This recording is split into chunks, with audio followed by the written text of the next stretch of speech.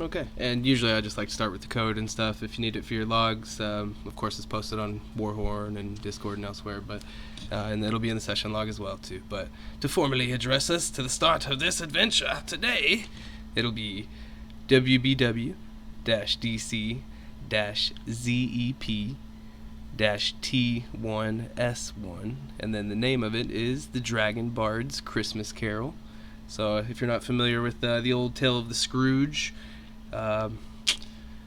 hopefully you can remember a few small details, or at least will be willing to be creative with us this day. And with that, of course, there's always a bit of a DM narration to set the scene. So let's get that out of the way here, as we are going to be in the Feywild. You might have guessed that.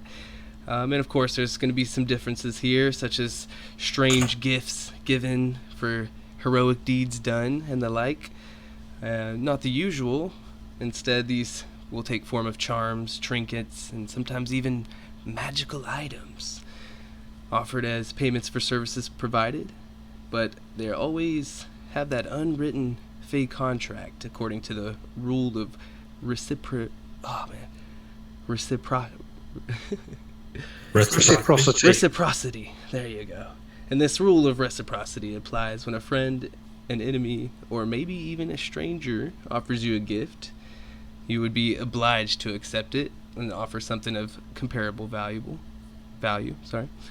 Could be a gift or a service in return.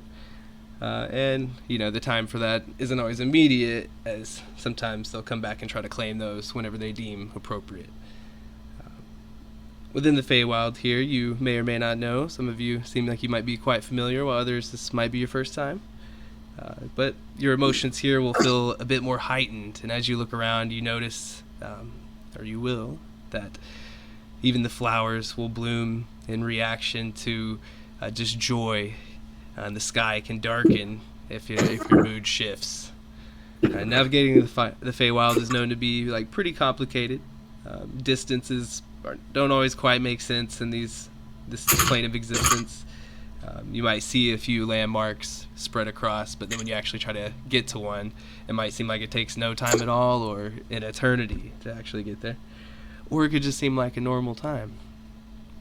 You never know. And now to be a lot more specific, this realm is pretty unique.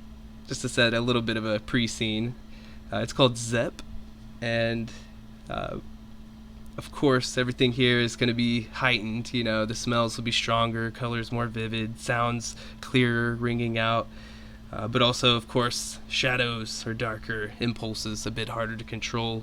And this little pocket is known to be somewhat of a destination for vacation throughout the multiverse, and it's surrounded by nice, beautiful clouds and dramatic landscapes of all sorts, but mostly known for its enjoyable beaches, extensive shopping opportunities, along with intrigue and danger galore. You may have heard about the biggest zoo this side of Arborea, or perhaps just those margaritas that are better than even Mount Celestius. But without the red tape, of course. So, to turn it over to you guys here, you would each be kind of doing your own thing. It could be a different, totally different part of the world, or maybe even planes, as it were, as you would be encountered all of a sudden. And you see a lovely elf woman, and she touches your elbow, and she'll say to each of you, "Hello, they call me Gertrude the Guide. Are you in the mood for an adventure? Follow me." And she kind of starts to trot off, and before you, and so each of you could kind of describe your location and how this may look for you in particular. Depending on that, you see perhaps a hallway, or between trees, off the path, or of the sort, where all of a sudden she seems to disappear, and just beyond in the gloom you can see a small teleportation circle, perhaps beckoning you. And so we'll turn it over. I'll go to the Roll20 list here. If we'll start with Bibwit, You want to tell us a little bit about yourself, where you might be when this happens, and how your heart evokes to this sense of adventure? So Bigfoot doesn't really remember his parents or his clutch. He grew up at the Witch Lake Carnival as a carnival hand. One of the first things he did was the dunk tank. Uh, he was with Carnival for a long time, and what he really understood was that power meant having a pocket watch. And somewhere in some backward arm of the Feywild, he met a Merid who offered him power, and he turned it down. And they offered him power and a pocket watch, and so Bibwood couldn't pass on that. So now, embarking from the carnival, kind of feeling like he's left some of his best days behind him. He's constantly looking at his pocket watch, declaring that he's late because he's trying to catch up. And so the pocket watch is his genie vessel. He's a level 4 warlock with a genie, Merid. I don't know if that popped his picture up there for y'all, but it might have. Okay, thank you. So, what would you have been doing here, and then you'd follow down this dark path? Bibwood is naturally still drawn to the Feywild from all of his time at the carnival. Looks for crossings, looks for new places to be, because all he knows is going from one Feywild realm to another. So, with another whim, you shrug your shoulders and go, why not? You hear jingle bells kind of beckoning you. Alright, great intro. And now, with Dane, this lovely elf woman just kind of brushes up against you slightly and again says, "Hey, I'm Gertrude, the guide. In the mood for an adventure?" And you see her perhaps just go through a doorway that suddenly looks a lot different on the other side. So Dane is a life cleric of Ilmata. He's suspicious of foreigners in general and elves in particular. He's still having therapy after his last episode in the Feywild, where some nasty person attacked him from a pumpkin field, and he nearly died at a witch's house. So he's had to go back to his temple where he was an acolyte, and they've been gradually returning him to normality. But he knows that at some point he has to go back into the wild world to try and convert people to, or bring them back to Ilmata. And though with great trepidation he follows this lady, but immediately has his hand on his weapon because of last time in the Feywild, and especially looking out for flying pumpkins. You come out of the other side. I'm so excited. Your character's like so very traditional, and that's an awesome thing, and I love it. And then you come out on the other side and you see Harengon and two goblins look up at you as they're probably just as confused as you are. Speaking of one, how about Malta? Where would you have been as this woman beckons you to take a trip into the Feywild? Well, Malta is a goblin, as you can see. She comes from a very humble family of the goblins that used to, farm around and everything. But she always was drawn to the sky, to the stars. So she began studying to become a Circle of the Stars druid. But she's still in training. But that's why she carved this little star map, big stone slate on her back. That's what she's carrying around. And despite her grumpy look, she's always down for adventure. She's just very easily ticked off and very annoyed when things don't go her way. So yeah, she might be smiling in one moment, but make a rude comment about her height, her hair, her big stone, or her size, and she might just, kick you in the shin for it. But as soon as she, hears the call for adventure, she's willing and down to it. She's probably before this Gertrude, the guide character, approaches her, she's probably stargazing, looking at the stars. She has a little like telescope that she stole, but she won't admit that she stole. She will say that she made it, but she uses it to look up on the sky. Right? She's not an expert by any means. She's just, of course, level 1. She's the only adventure she's gotten is that she just got off her parents' house and she's wandering around with a sack of a couple of gold pieces and a big dream. So when this Gertrude, the guy, like comes along and promises adventure, she's all down. So she slowly but surely pulls the stone slab on her back, make sure it doesn't move around. And as soon as she sees this portal that may resemble maybe a galaxy or a night sky, she's, drawn to the stars. She's like, oh, this is where I go. This is where I do or die. And she slowly but surely walks behind Gertrude and accepts her invitation. Reality, as you know, it just seems to melt out. And when you return on the other side, you feel as if you're going to have to check that map a few times along the way. There's eerie similarities, and yet everything's so distorted and different from what you're used to. Alistair, would you like to tell us about yourself? Alistair's a young half-elf, aspiring knight from Elturel. He's actually currently on his way to Baldur's Gate after the descent. He worships his mother's deity, his elven mother deity, Sayanine Moonbow. So when this elven woman, calling herself a guide, offers to bring him to an adventure, I guess he figures, maybe she's sent by Sayanine to help me on my way. And so he'll break off from the other refugees on their way to Baldur's Gate, and he'll head out to see what this is about. That's basically him. All right. And last but certainly not least, Ert. Gertrude the guide beckons you forward.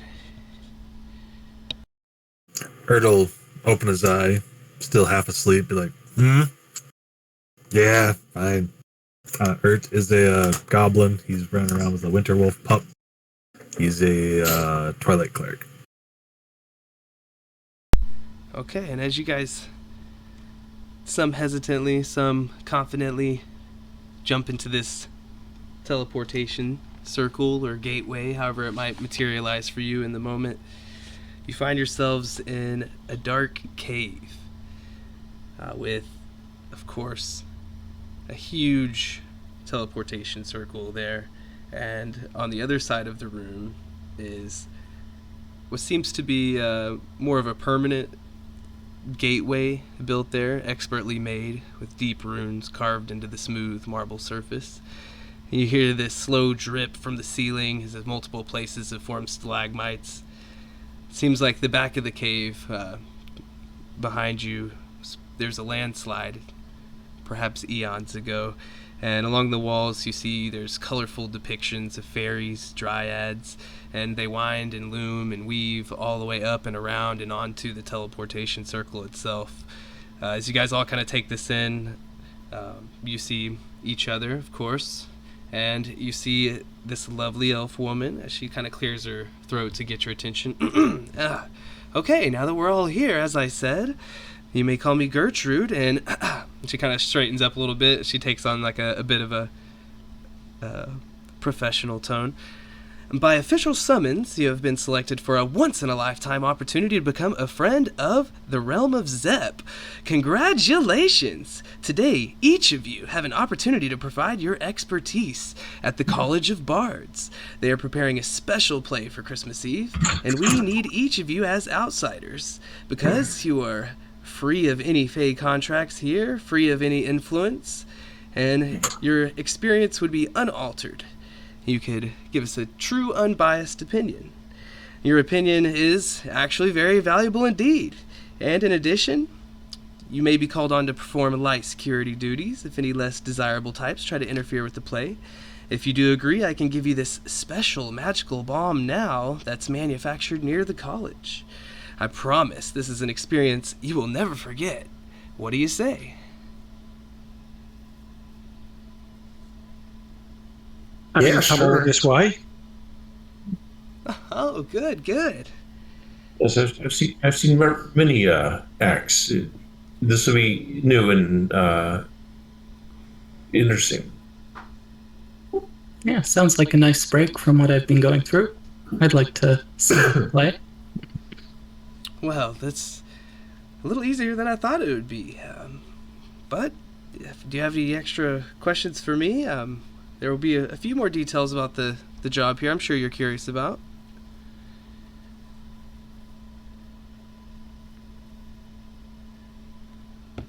Well, I guess we don't need to waste too much time, but I would like you to know that I won't take up too much of your time. It should take up only a couple days of, that's it, maximum.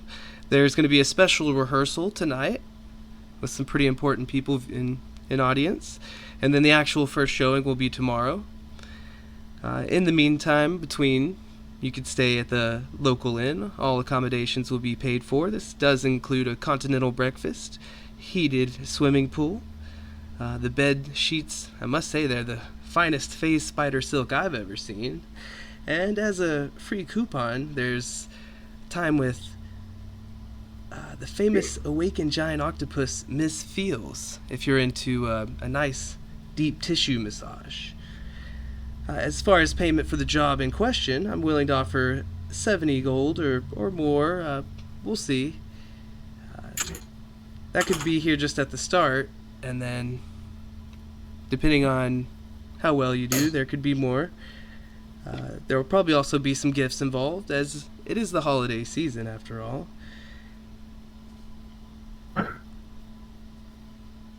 $70, is that each, or is that for the 6 of us? Oh, definitely for you each. I hope that considered well enough for your time. And you see her kind of like relax a little bit as her recitation of her job there is kind of over, and she's okay, well, so you guys are still in. Any other information you need, or I can go ahead and give you guys some of Dapper Dan's special, and we can be off.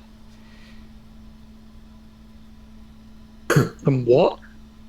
Oh, here, as a sign of goodwill, this is for you. And she passes off kind of a tin can, as you will, and on the side of it says Dapper Dan, and it's just part of the reward. Would function as a consumable. I do have a little thing I'll send to y'all a little bit later that's on there. But as far as just so you know, I'll just read it real quick. Where is it? It actually is called Chaotum's Ointment. And so it's a little tin can that reads Dapper Dan Ointment for the times you regret your decisions.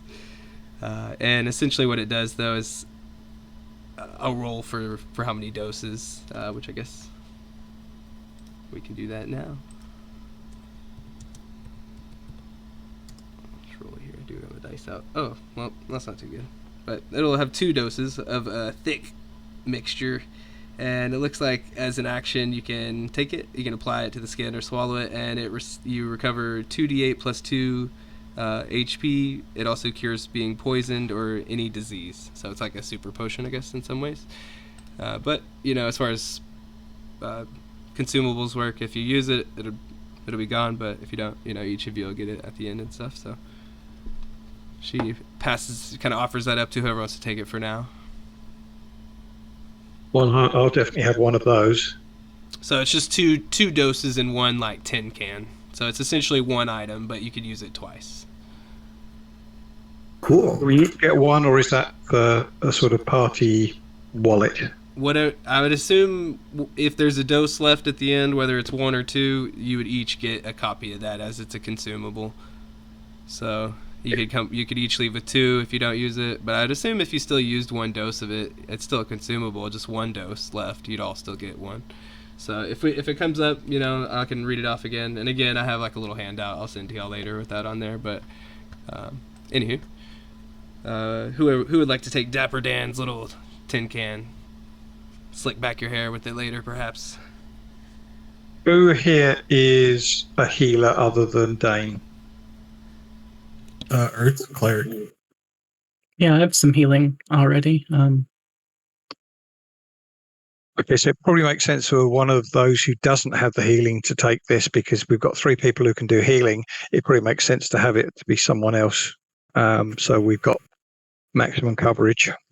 Sounds good to me. Yeah, sure. It is Okay, funny so how this is who's- like the Bard adventure, ha ha, and then you're like, let's take up our holy symbols, men at arms.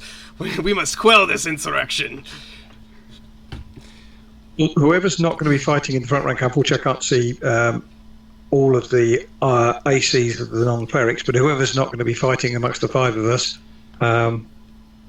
we've got somebody with 13 and somebody with 15. It probably makes sense for them to have it if they're not healers. They would hold on to it just in case. Bibwit's got it, yeah? He generally tries to stay in the back, around the corner, maybe on another map. So Bibwit's got it, okay. All right, and so she kind of takes a step back towards the portal beyond her as it kind of glows, lighting up, more of a kind of dimming her features as she becomes more of a silhouette.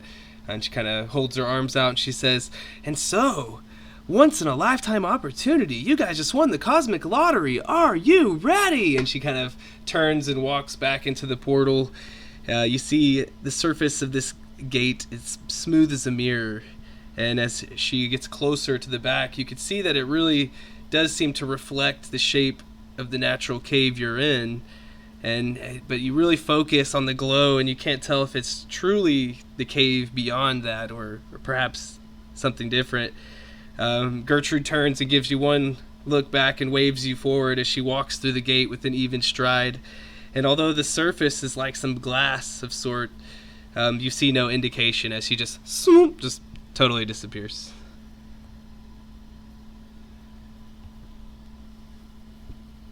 Well, I don't know about you guys, but that continental breakfast sounded great. What continent? Like, Chult would suck. But, I'll follow her through, I guess. Yes. All right, The who's dwarf is expecting the buffet to be the size of a continent. going to go through first? Dane is always happy to be first throw. All right, you said it. Oh, Dane. As you confidently stride forward, the gate gives your skin a slight tingle as you pass through, and on the other side you find yourself in a pretty similar cave to the one that you just left, except for it's much cleaner and brighter with a ray of light coming from the east, not all caved in and kind of hidden in the earth like you were before. You don't really hear those sounds of drips echoing around you anymore, and instead you hear kind of the merry sounds of humanoids coming from outside. There's a ramp about 100 feet away that seems to lead up and beyond. Okay, I'll wait for the others to come through. Yeah, Malta slowly but surely struts towards the portal. This is old hat to Bibwood, so let's just walk through.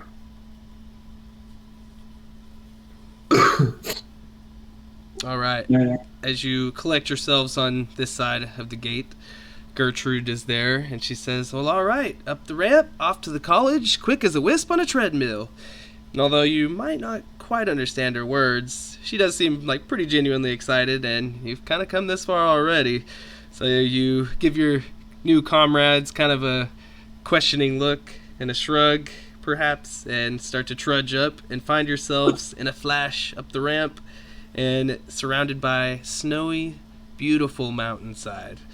The golden light of sunset comes through towering marble walls of a large pavilion in front of you. Gertrude quickly ushers you off towards the walls of this great place, and you see all sorts of humanoids of shapes and sizes talking in small groups and moving about casually. As soon as you go up and out of the ramp, area, you see another group of people teleporting in and coming up the ramp just behind you. And then this group, however, though, all seems to be like small children wearing school uniforms with a lute embroidered on the lapel. They all rush past your group, giggling with delight, and you each breathe in this crisp, clean air and suddenly feel a bit better about your choice to join this harebrained adventure. No offense there, Bibwit. But Gertrude looks at an ornate timepiece and says, "Oh, goodness me, I'm a little late for an appointment, but you should find the Dragon Bard on the stage to the northwest, and you can't miss him. I'll see you again tonight to fix you up some rooms at the inn as promised." She pauses for a moment, then adds a wistful smile. "Now remember, of all the feelings, there's one that matters, and it's the gift of loving. The gift of love is calling each of you. Oh, my heart beats true." And with that, I'm showing you the right word. It's lovely, isn't it? With that, she skips off into the place. And you guys find yourself kind of in this stone pavilion area, kind of greeting people as they teleport and come up from the cave. And you see that people are kind of routinely coming in, mostly in. A few would be like walking past you down, I suppose, there as well. But most of the people just keep coming up the ramp and stuff, and they walk towards this theater up ahead of you immediately. You see all sorts of folks of different, as races. They seem to come from all over the planes of existence, but you see all different sorts of multi-generational families holding hands as they look around all amazed, just as some of you may be. And already you can hear the stringed instruments of musicians start to pluck out their jolly tunes. The mood is very relaxed.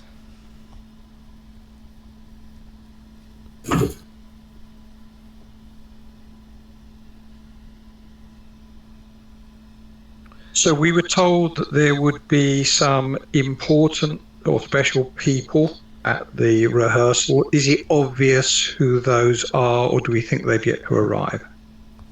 Before Gertrude had dashed off, she had kind of just said quickly there that the Dragon Bard is in the stage in the theater, and she says you can't miss him.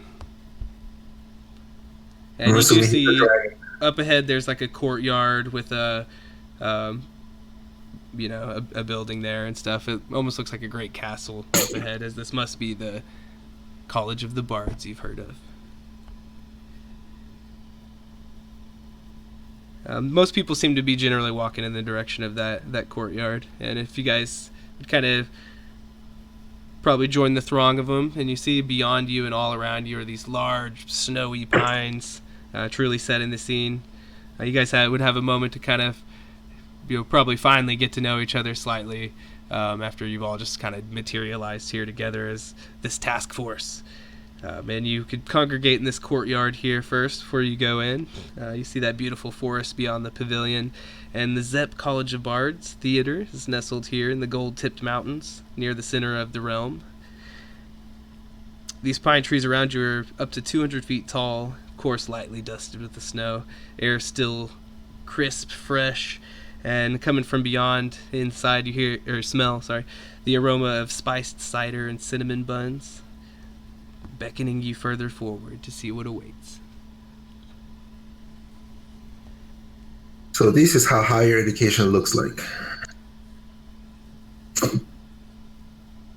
Your tax dollars at work. Cinnamon buns are definitely continental. Bib will start heading toward the food. Guess we gotta find this Dragon Bard guy so we can go directly for the food. Biblet, are you small or medium? Medium. Okay. Well, you see Biblet start to dash through the snow towards breaking through and into the lobby. Of course, the food is the first thing you notice, and you hear the stomps of your comrades following behind, not to be left out, of course. And you all see this wide assortment of foods being just shouted out merrily by these vendor stalls. It seems like there's represented from all over the multiverse here being prepared and enjoyed. There's a little sitting area too for those who are having a portrait done, and a thin man in black and white striped clothing kind of stops your group before you can truly enter into the theater there, or or really get beyond into like this lobby area to enjoy any snacks or whatnot. But he kind of stops your group, and you see a black and white mask on his face as he kind of slowly draws closer. And in a very awkward way, he says nothing at all, but starts to mirror each of your movements as you kind of like go to move past him. He kind of like goes to just like do you, and kind of he starts to irritate you a little. And just as you go to make a step towards him, he steps back, and you find yourself stuck. And as you kind of feel out in front of you, there's just this seems like a surface of a completely invisible wall as this dude totally crouched down and starts putting his hands up and showing his palms over in different sides, and like there's a hard surface there. And sure enough, it seems to be blocking your guys' way to really enjoy these festivities. Hey, what's a big idea? He makes a confused looking face and like holds his hands up like, what do you mean? I think it's cheating. You actually are stuck in a glass box. He squinches his hands into fists and puts them below his eyes and kind of does it. We think he's a mime artist. He gives you an over-exaggerated thumbs up, as in like, good job, and then kind of does the belly laugh. What's a mime? No sound, of course, is coming out of him. I will mime opening a door and walking through it. Give him a deception check then.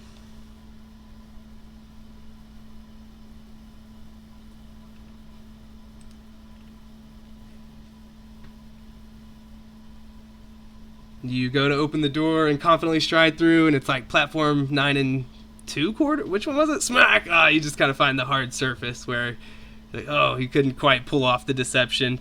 And then you see him kind of like do the same thing you did, except for he opens the door and like casually walks through all cartoon-like and closes the door shut, and then does the little belly laugh again.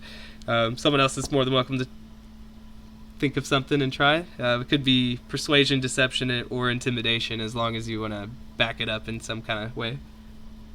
I want to do two things.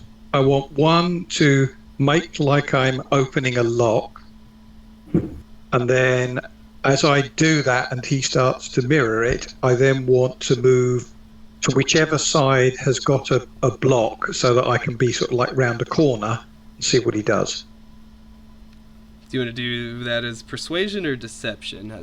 I mean, or intimidation, I guess, however you want to flavor it. And then roll away. Persuasion, intimidation, or deception. I am equally useless at all of those, so we'll do deception just for fun. He just kind of taps his head and like does the whole meme and like shakes his head. I don't know how more to describe it more, but he's like, like I know a little better than that.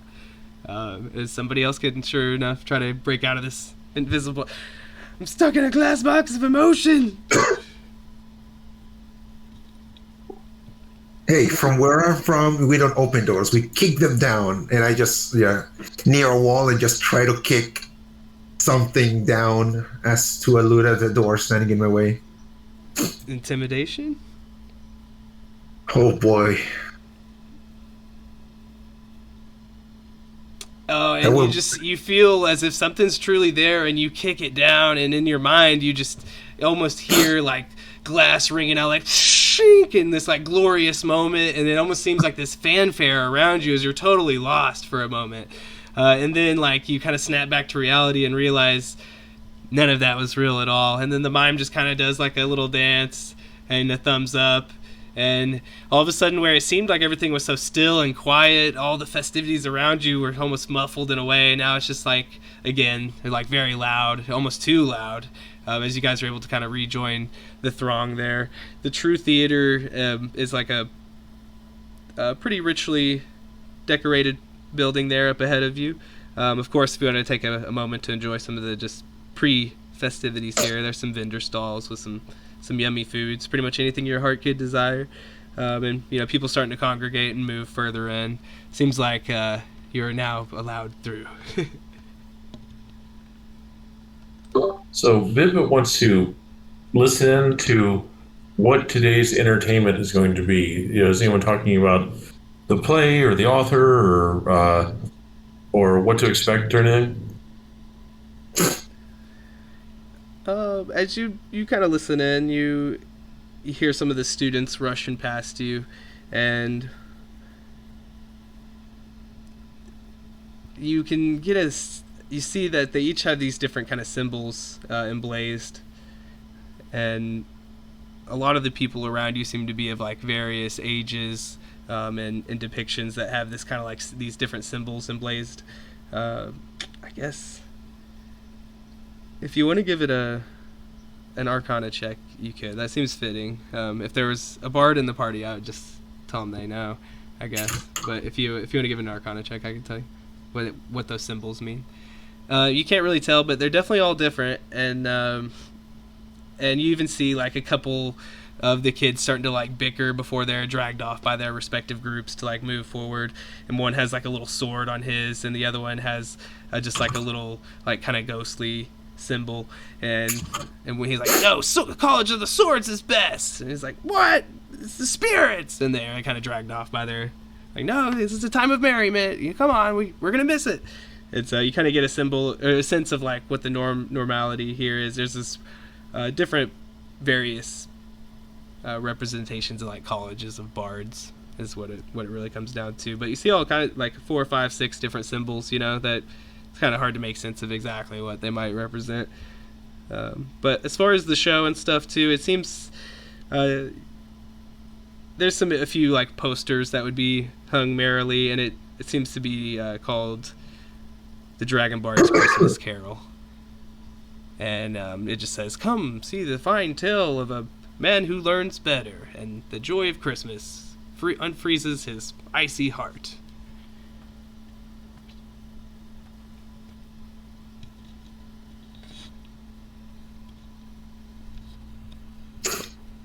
Is there anyone selling tickets, or is it open amphitheater that we can sit down wherever we want? Oh yeah, and this is kind of like a pre-show, so you can see that there's like some student groups here, like from other realms, that are here for like field trip type stuff and all kinds of sorts. Pretty merry occasion, but the big show really opens up tomorrow, and of course you guys have been hired to come here to kind of do the light security if it comes up, but also check in and give your opinions, hopefully. And every year they kind of call in some random people from the realms to help give their opinions to make their show just a little bit more better. So you guys are free to just walk right in the theater, of course.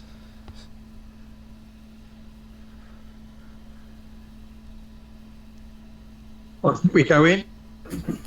Is there someone we needed to talk to? Yeah, the Dragon Bard. All right, Alistair will look around for someone who fits the description of a dragon bard.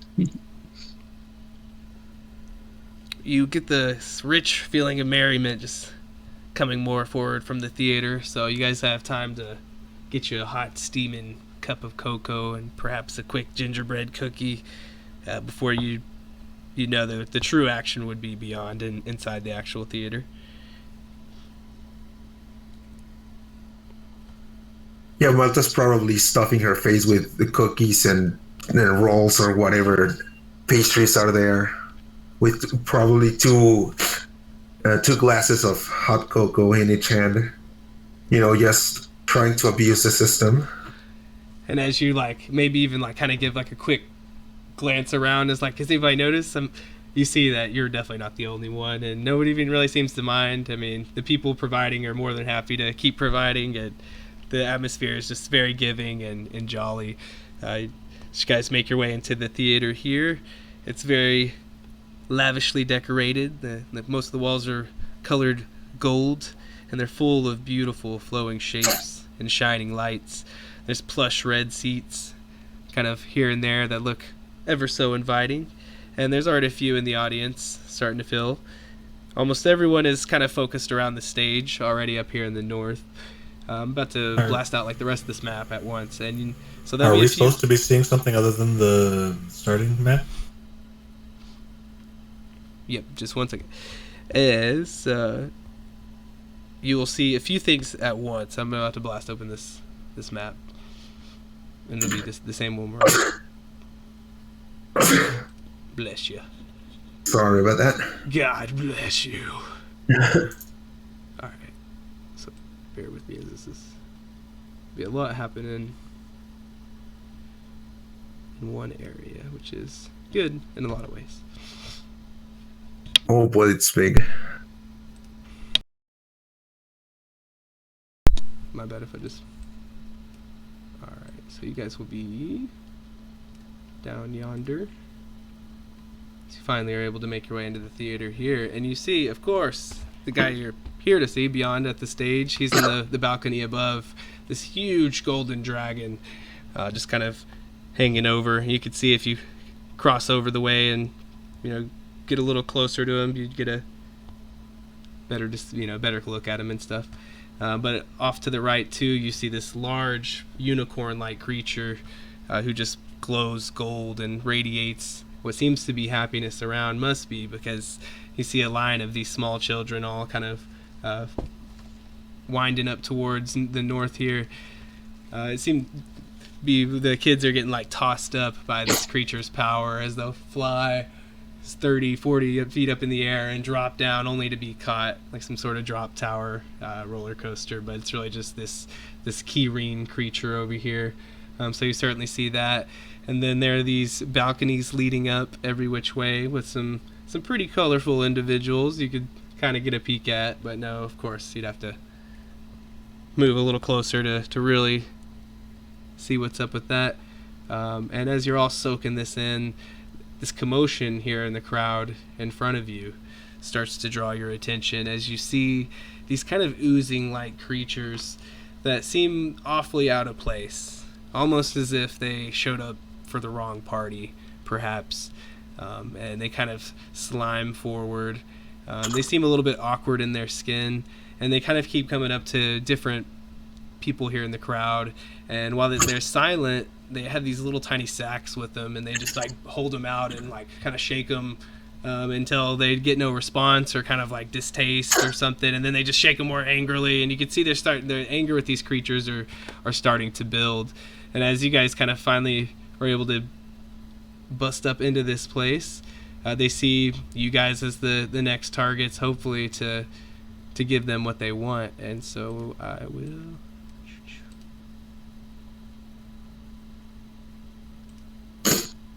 bust them out as they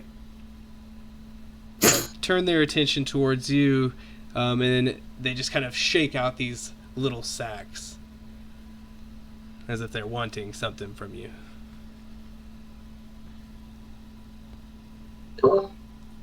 Bibwood will put one of these cinnamon buns that he's got in his hands into the sack. Give me a perception check.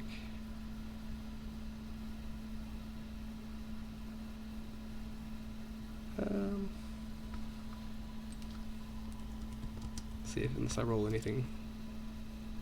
Shit. Okay.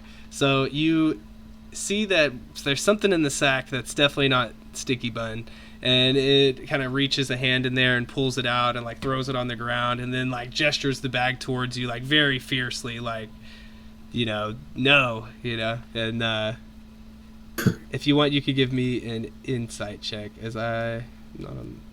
Let's see if I get the right thing. Ooh, nice. So let me move you forward.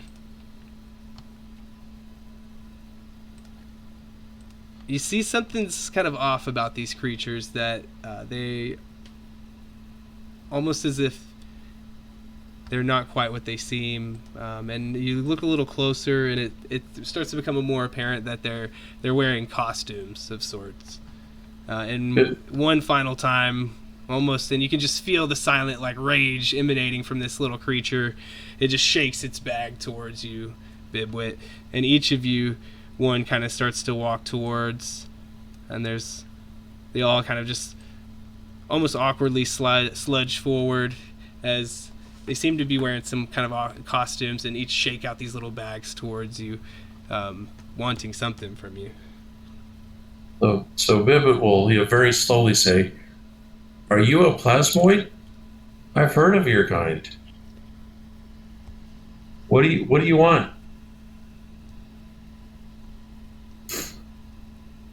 Give me a I guess just a straight charisma check. Let's see.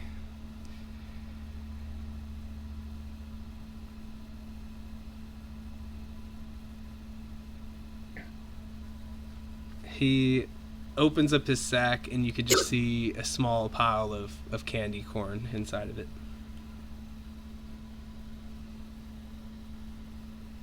Oh, And you kind of get the sense that these guys ended up at the wrong party, in a sense, and so they're a little confused, a little lost, just want some Wrong. candy. wrong holiday. Yeah, hoping they can get it from you guys. You're looking for Jack Skellington's party. This is a different motif. I'm sorry, but you're in the wrong place. Malta looks at the bag and looks like, "Oh, you want sweets? Listen, buddy, I don't have any much on me, but here." And he reaches into her pockets and she takes out some gingerbread cookies that she's quote unquote stole from the table on the other room and just gives them to them. As you do, it reaches in and just throws it out, and then you see like the head of the costume kind of tear open, and underneath is just this fiendish head, very devil-like in a sense, as it just kind of looms out over you with its pointed features, and they will attack. If you guys want to roll some initiative.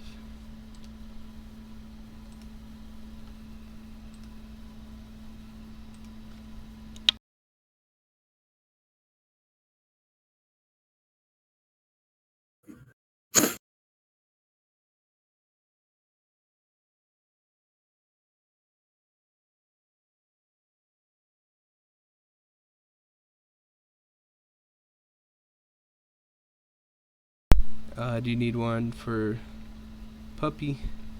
Oh, sure.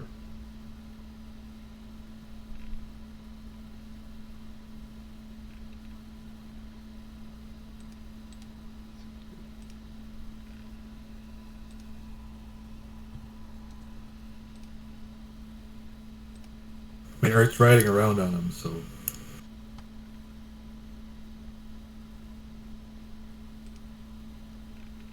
Okay, everything's good. yeah, I was just gonna have him be a controlled mount. And so it's not independent mount. Okay, well then it goes on your turn, eh? Yeah. Okay, so I guess we'll just skip it if it. No worries. All right, cool. So each of these creatures, clearly they wanted something very specific, as they each lurch forward with the target in mind, and they will each.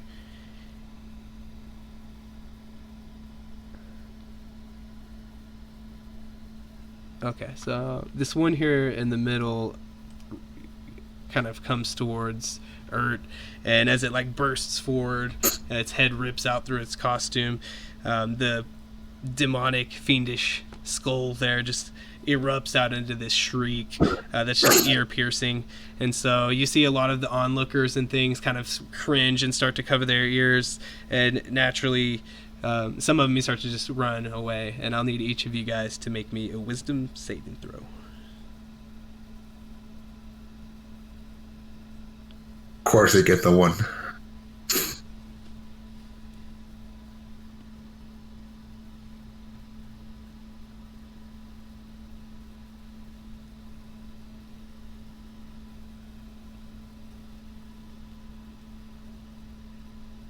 So we're looking at everyone's good right now except for Malta and Alistair.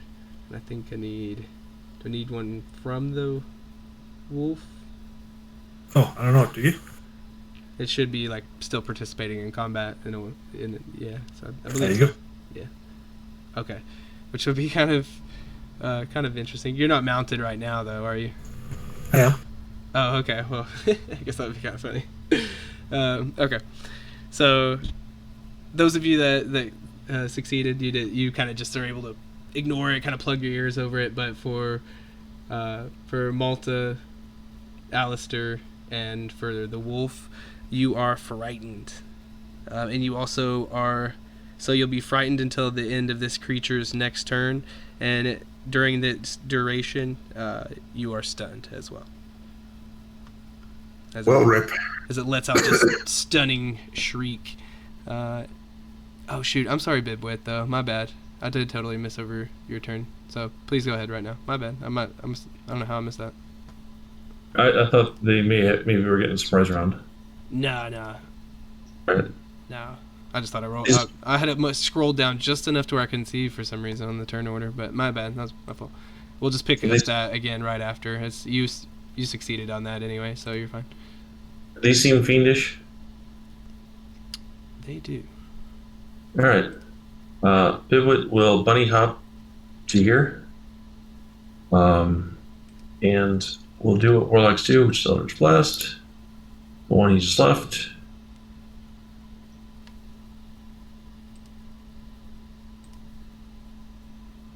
Okay. That energy crackles out. Direct hit. Generate properties of undefined reading models. I don't know what that means. Yep, getting an error. Hold on.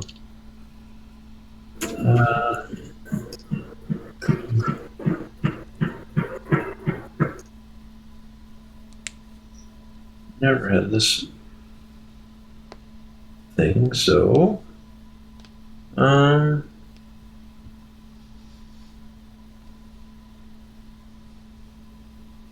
So you have some damage. yeah. I tried to hit the damage and it's not working. Okay. All right. However you need to do it. I gotcha.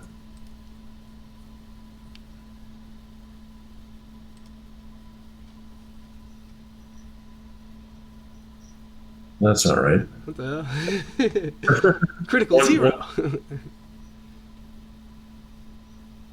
How about 13? Oh, my bad. That's so funny. It shows us a crit though. Okay, nice. And yeah, you can see that perhaps not the toughest, as your bolt just shoots right through the costume and right out of the back of the other side, much like Piccolo does to Raditz in a different episode. And it kind of drops down to the floor and crumples there, and you see a couple of its candy corn kind of roll out of its bag, as that one is dead. All right.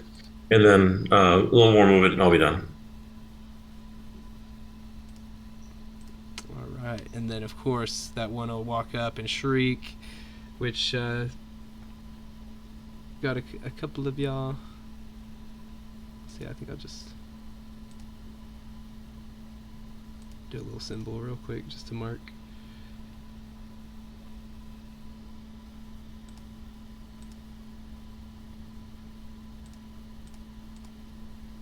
Although it only lasts like a bit of time. It's not permanent or anything, of course. And then the other ones, though,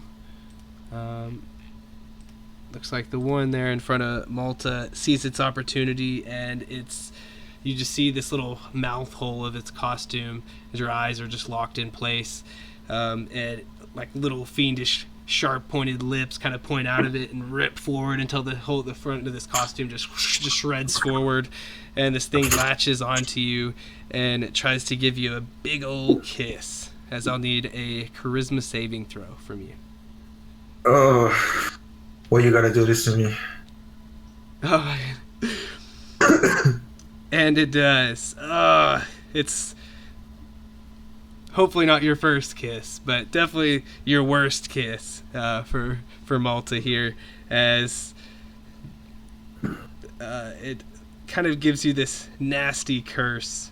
It looks like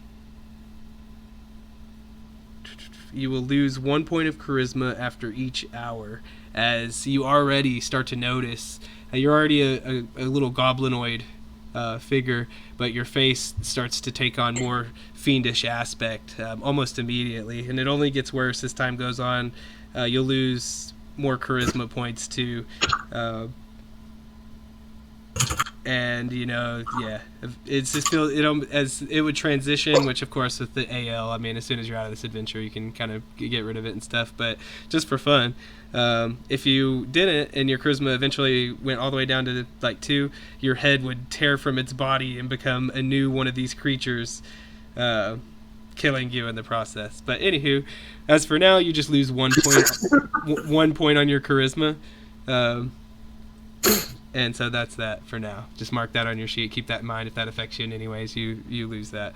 And then, Alistair, you are going to face the same thing, as it'll be a charisma save to you. Oh, as well, yeah. This thing tries to kiss you, and although you feel its spongy, rotten lips kind of brace across you, it's not able to truly get a good latch, if you will. And you're able to resist this unwanted advancement. It's terrible. And then we'll stay out of the realm of bestiality, so Pupper, don't worry about that. But you are a bit frozen up in place, and I guess it'll take that opportunity just to get advantage as it reaches forward with a chomping bite towards Pupper. And we'll have only a 9 with advantage. I'm assuming that misses Pupper, right? Oh, yeah, it's just a wolf step block. Okay, so it just it ends up kind of getting tangled up in its own costume and folds forward a little bit, and its jaws kind of snap shut, close to the ear of Urt, but way off of its target of Pupper. So that'll be it for that one. And then we have one more here that turns towards Dane and tries to deliver a bite. And with a 19, looks like it will get through that armor, and it will deal... It does. Okay. 8 piercing damage. Plus... It's got... Oh my gosh, I rolled really good d6s, but plus 14 poison, so a total of 22. That's a really fucking high hit for this creature. Sorry. Most of that being poison damage. But yeah, it just racks your body as you see that perhaps you avoided something a bit worse than your comrade next to you as they just shudder. But you take a healthy dose of damage there as... Don't forget that as a dwarf, I have resistance to poison. Okay, cool. So you only take half of that, so nice. So that would be 8 plus 7. So 15 there, much less. Thank heavens for that. Alright, yeah, I knew it would be important to point out. You got those poison-resistant people. Good call there. And Malta, unfortunately you are stunned. Just again, it looks like it will be... until the end of that creature's next turn. So for now, I don't think that'll be much you'll be able to do. Question mark? Stunned. It just prevents me from doing anything, right? Pretty much. You're incapacitated, which, yeah, that's what makes it where you can't do any actions or reactions, but you also automatically fail some stuff and things have advantage on you. Do they get saves on their frightened status at the end of their turn? Looks like it just lasts until the end of that creature's next turn, which I guess I'm just for transparency, I'll just share that. So. Can take actions or reactions. Yeah, I can't do anything. So. Okay, so Urt, you feel the Pupper kind of lock up underneath you, and then somehow dodge a swipe still, and you're able to do whatever you want. I'm gonna activate Quiet Sanctuary. And then I'm going to bonus action disengage, half my move to dismount. And head over there, so Pupper's actually in that square. End of my turn, I will take the 10 hit point. So ending frightened on Pupper wouldn't help it with its stunned status, right? At the end of Pupper's turn? Actually, I believe it would get rid of it. Okay. So at the end of Pupper's turn, then I will use that to end his frightened status. Okay, and as the fear that was locking him up. Kind of ebbs away. He's free. Okay, I think the only thing I missed there is I could take like one opportunity attack, so I suppose I would do that. Bonus action, disengage from Goblin. Oh, nice. Okay, cool. Yep. Good use.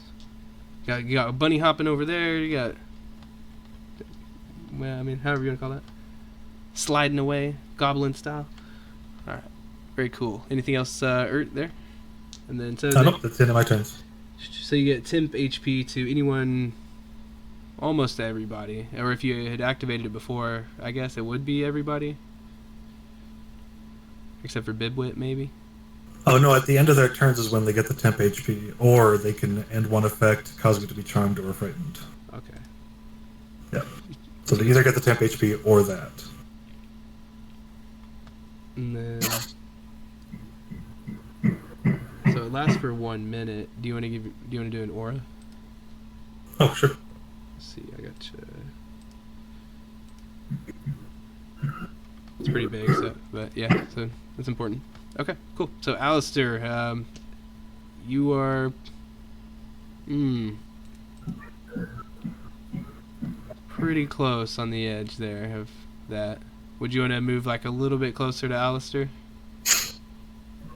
I want to be as far away from that thing as possible. Oh, he's currently stunned though, right? Yeah, he's okay. Yeah. That's cool with you. Alright, so Alistair, I guess it'll be at the end of your turn, but up till then you probably couldn't do much. Yeah.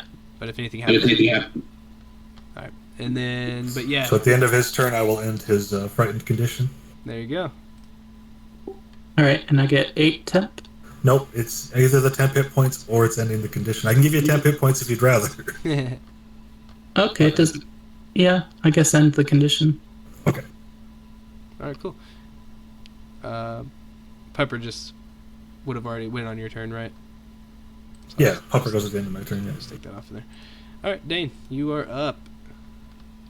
Okay, given that I'm getting the 8 temp hit points, I'm not quite so desperate to heal. But I'm still thinking about healing. But no, let's go. Let's be big and bush and brave. So it'd be 5 temp hit points for you. 5, yeah. Yeah. Yeah, I think I roll it at each time, right? Or is it just roll it once and then...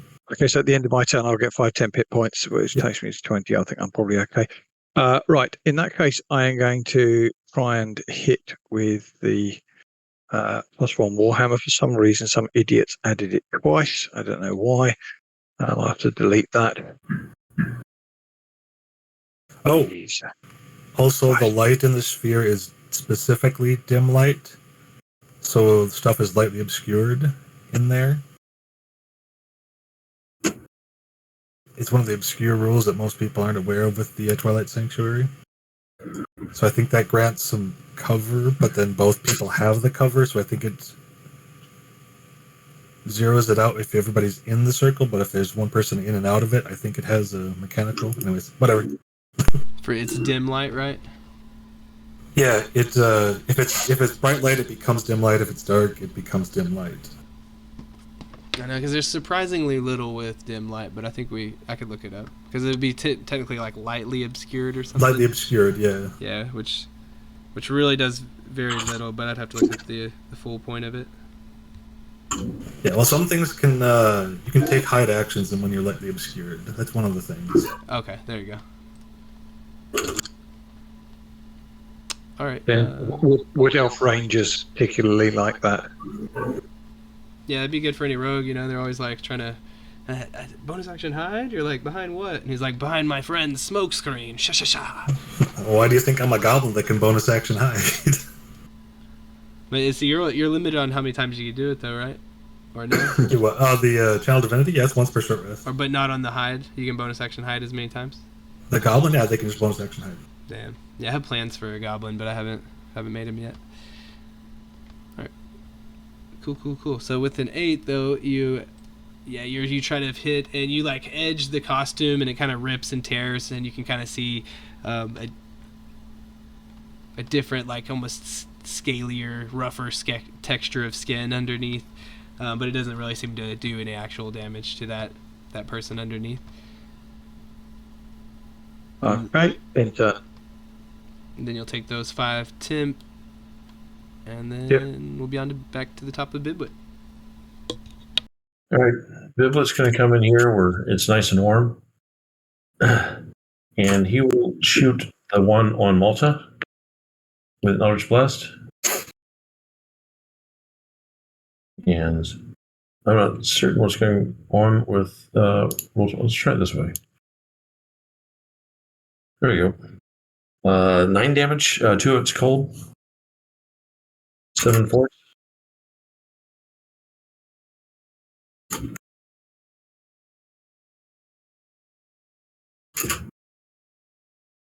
And then Ertz 4 for me. Yeah, I did. You only got 4, unfortunately. Got a bad roll. More than I had. The flimsy costume just shatters, and you just see this kind of thin, fiendish figure, mostly head, as it kind of comes creeping out slightly of the costume. And you can see just half of its body has kind of been broken away. The cold really only seems to kind of creep on it slightly, but that force damage really tore a bit of its confidence away as well, as it is most definitely bloodied on that one there. Then it will be done. All right, and then that one, even though it knows it won't be able to affect you per se, it just in pure rage just kind of leans back and just lets out that stunning shriek. And so the only people who would be affected by this one are the ones that had failed before. Malta, obviously, I guess, yeah, you would still have to do it. It could just keep you under this condition, I suppose. And for another turn, I guess, although we know. But so, anywho, the 3 of you, so it'd be the pup, Malta, and Alistair. Again, just y'all 3. If y'all give me the wisdom saving throw. So only the 3 people that failed, not the people that succeeded? Right. They seem to be immune to the effect of it after they had already succeeded the save. Those are the 3 that don't have to roll. Gotcha. And is this a charmed condition? I assume it's not frightened, right? Yeah, it's frightened. It is frightened, but it also comes with being stunned. It's kind of a special one. And it looks like, actually, this is kind of funny how it backfires slightly, because Malta and Ert, you are, not Ert naturally, but it would have been the wolf. So I'm sure I'm so confused right now. I thought you said that they didn't have to roll because they succeeded, so they're immune now. the ones that had failed earlier, though, are the only ones that have to roll. So it'd be Pupper, Alistair, and Malta. Oh. Right. So Malta and Alistair, you save. And despite already being under the effects of this, Malta, as you feel those shrieks kind of penetrate your brain again, you just, kind of close your eyes and focus. And with your pure will, you're able to just, break free of it completely. And so you're no longer frightened anymore before your turn even starts. So that's pretty good, actually. Yes. And then Pupper obviously excels. And so naturally, now you know that everybody's immune to this effect going forward. So with other things in mind, I assume, they will stick to their counterparts. As Dane, you might suffer another bite, but you don't, as it critically fails. And as it's it just gets flop. You hear a flump as the costume almost rises up and starts to slowly deflate as you realize it probably just went head over heels inside this thing.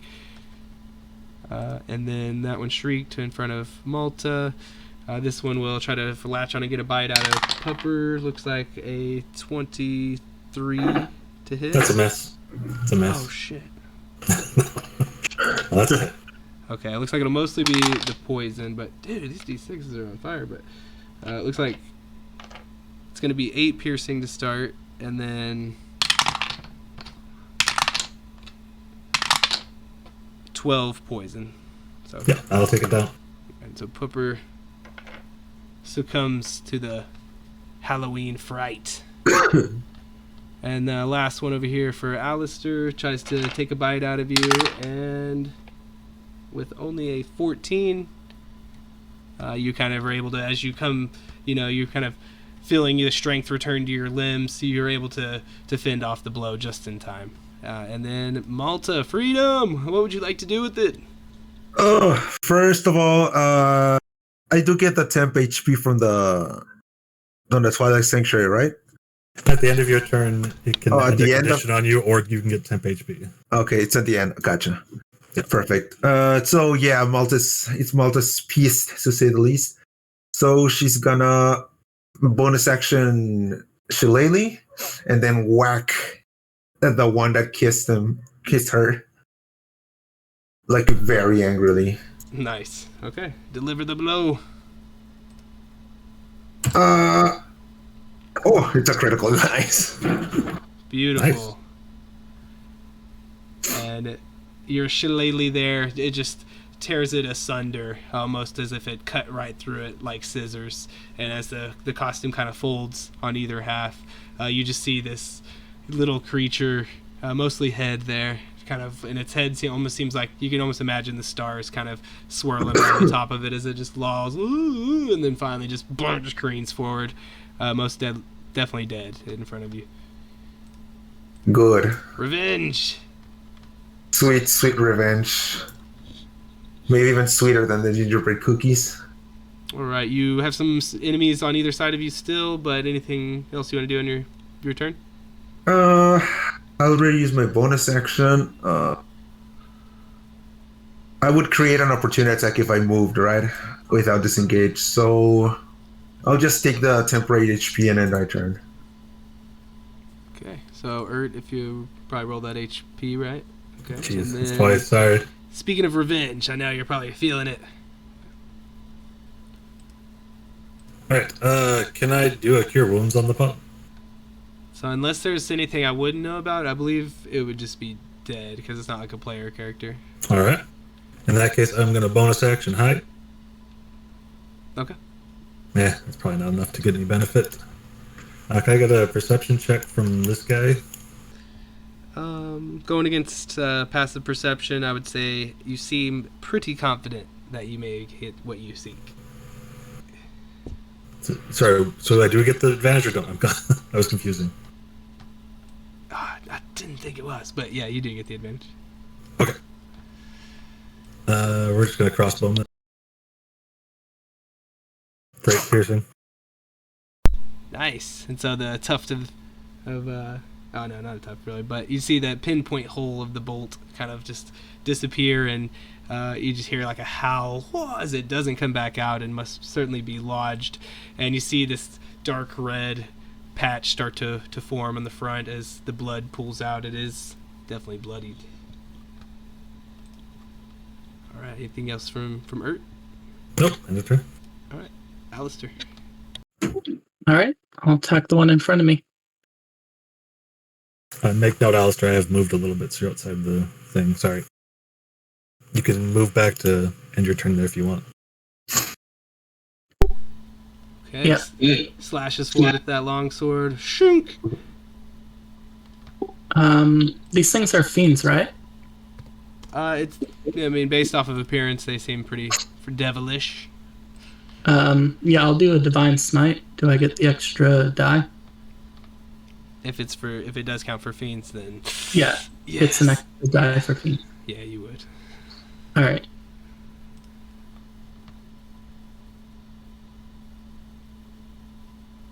Nice.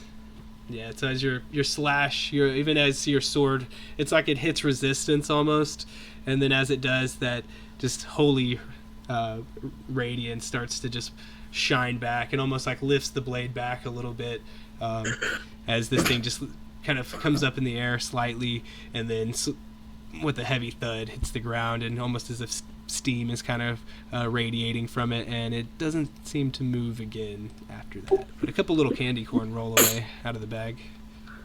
All right. In that case, I will move to engage the one that killed the dog, and my turn here in the aura. Okay. So I get some temp hit points. You get 7. Nice. 7. Okay, thank you. Hurt. All right, and then Dane. You got I think we're going to have another go one foe bashing left. this. Oh, another go bashing this thing. What is it? Yes, that's right. What?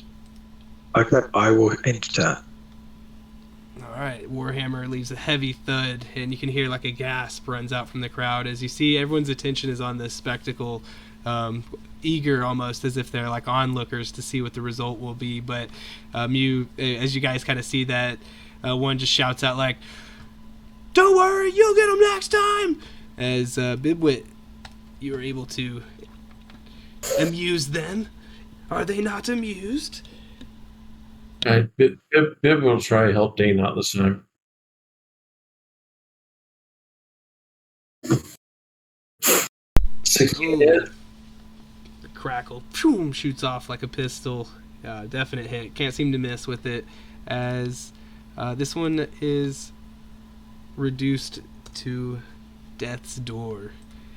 Just as the others have all fell in heaps and didn't seem to get back up, this one barely seems to pull itself up, but it's on most shaky feet as its costume is just in tatters. All right. And then I don't see a health bar for Dane. I assume you're doing okay. I know you've taken a couple big hits. I'm 15 out of 30. All right. Then 20 with the temp, so I'm okay at the moment. Yeah, should show now. Must have just misclicked on that one earlier. I was going through them. all right. Then I'll take my new temps. I'll take a new roll for temps and I'll be done.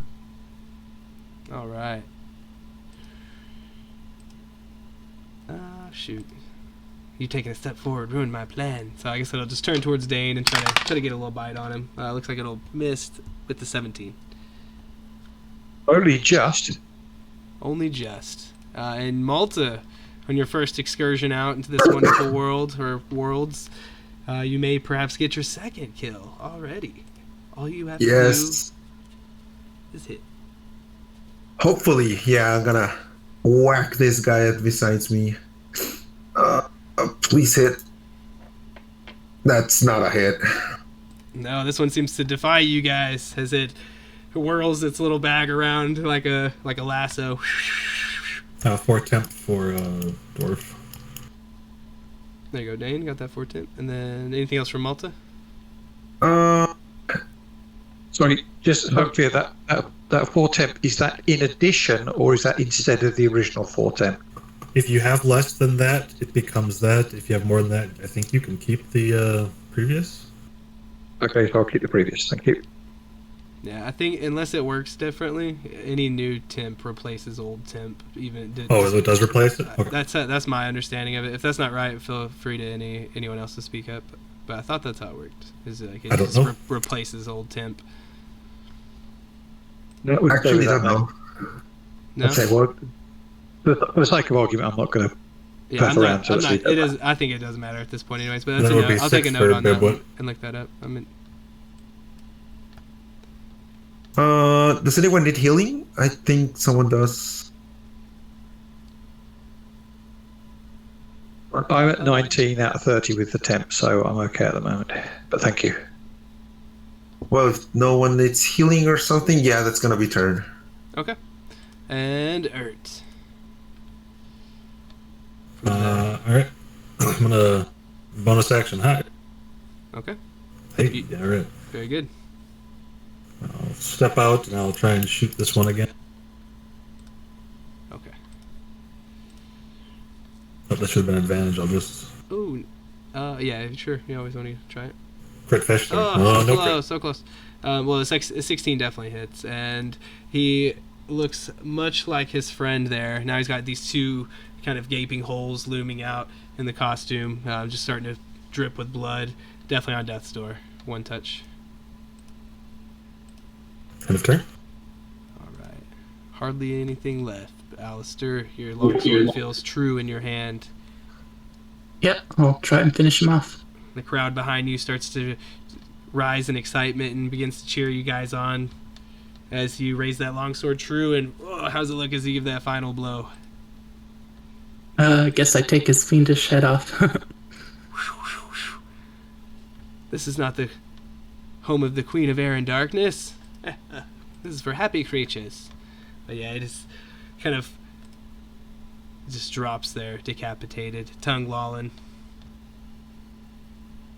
All right, anything else for you there? You got some movement or anything else?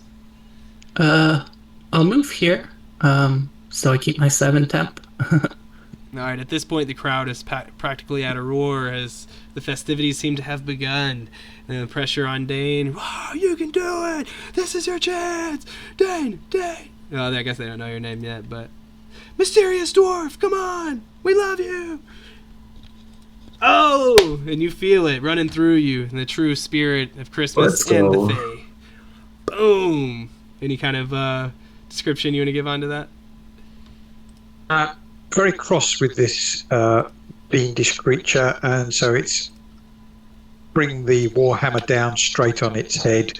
That's for biting me. All right, and as the kind of dangerous atmosphere that seems so out of place here kind of ebbs away almost immediately, the festivities around you just seem to kind of resume as some people come up and quickly clear away the bodies. And as they do, though, one small little elfish figure with a funny little poofy hat kind of comes up, and in his hands he has a whole bunch of this candy corn, and he's like, well, this candy's a little out of season if you ask me. Perhaps you guys could find something to do with it. And he just kind of distributes a little sack from each of you from these Lemure onesie wearing Varguis. It's a mouthful. But essentially that was called Lemure onesies for all. That was one of the Halloween Liar's Night stuff. So you guys look at that 10 candy each for that, in addition, of course, to what we're earning per hour. So, good job. There's one for each of you. Y'all performed wonderfully. Nice. Okay, and then after that, you kind of see just the whole place the way to there. There's some people you could kind of just meet and talk to. And you see this kind of carnival attraction, almost of sorts of this giant magical creature. And then naturally this large looming dragon. He kind of, you look up to see everybody's reception of these events, and the dragon kind of gives you a sly wink, and as everybody kind of returns back and the music starts again, and the crowd kind of forms up again around you, and you guys are able to go anywhere you want. You can go together, you could kind of each have your own interested person you want to talk to, or however it goes. I mean, it's pretty much up to y'all now. I mean, yeah, Malta is still like cursed, so she's probably freaking out. So she will probably try to look for someone that can help with her condition.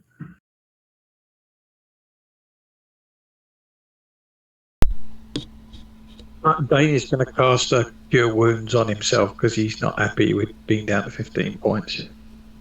Also, repopper. It looks like you kind of start to ask in the crowd, like, is there any medics or anything around here? And they say that, oh, well, the nurse trio is here. They're up towards the balcony in the west there.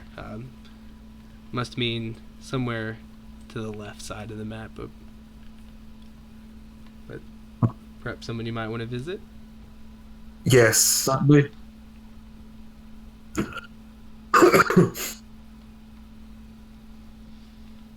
Okay. Yeah, So then, they kind of point when they're like, oh, well, their lodgings seem to be up either staircase there. So there's one there over here to the, I guess you'd call it southwest, and then northwest that you could go up to, and they kind of point to these 3 interview boxes up here. That's where the nurse trio seems to be at. Oh, we're so lucky to have them here, making sure everybody's okay. Yeah, lucky. Thankfully, yeah, she runs towards the stairs, looks back, and just gives a quick thanks, and runs towards the interview boxes. No problem. Merry Christmas. You too.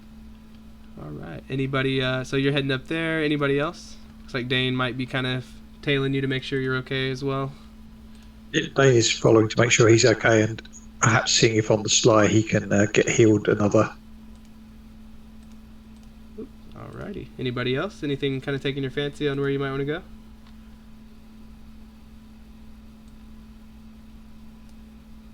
go? Check out this rabbit over here. Alright. So you go up the stairs there to see this figure. How about Alistair or Ert? Oh, Ert's attempting to get arrested. Attempting to get arrested. Yeah, he's sitting down and he's attempting to rest. Oh, attempting. I think he said attempting to get arrested. Oh. I'm like, No. damn. Don't be a Grinch.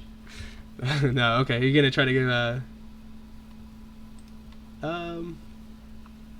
I guess it just would depend on how much time passes, I suppose. But you could kind of camp it out. And then how about you, Alistair? See, looks like there's some elementals on these balcony things. You see some strange figures kind of watching over the proceedings.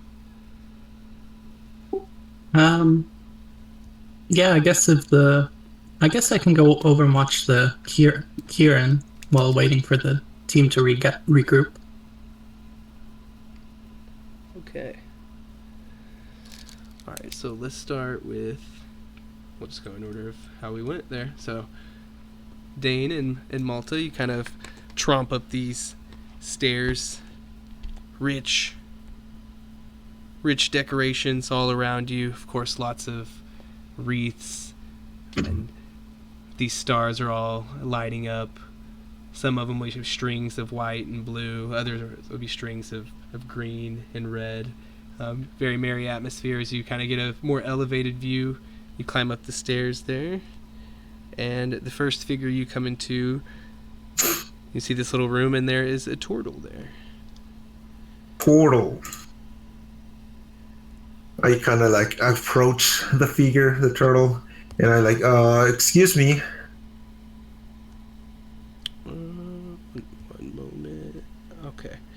And so you see this turtle greet you, and you also see like these you feel these curious stares as you look down the hall, and you see the other two kind of peering and looking at you guys. As you notice, there's a 7-foot hippopotamus like person there in the middle, and further down the way there's what can only be some sort of tiger like creature. Must be in like a hybrid form, as it's somewhat animalistic, somewhat human like. But closer to you is this turtle, and you notice all three of them though wear these small white hats with a little red cross on the front. And as you are closest to the turtle, he looks towards you and says, "Oh, well, can I help you? Don't tell me someone's injured. If you're looking for the stage, it's just but right over there." Oh, well, hey, hi, my name is Malta. Yeah. So I'm not exactly injured, but one of those creatures from before kind of like did a number on me, and I point at the little like deformities that's been forming on my face, and I think they did something to me. I don't know if you can help me with that.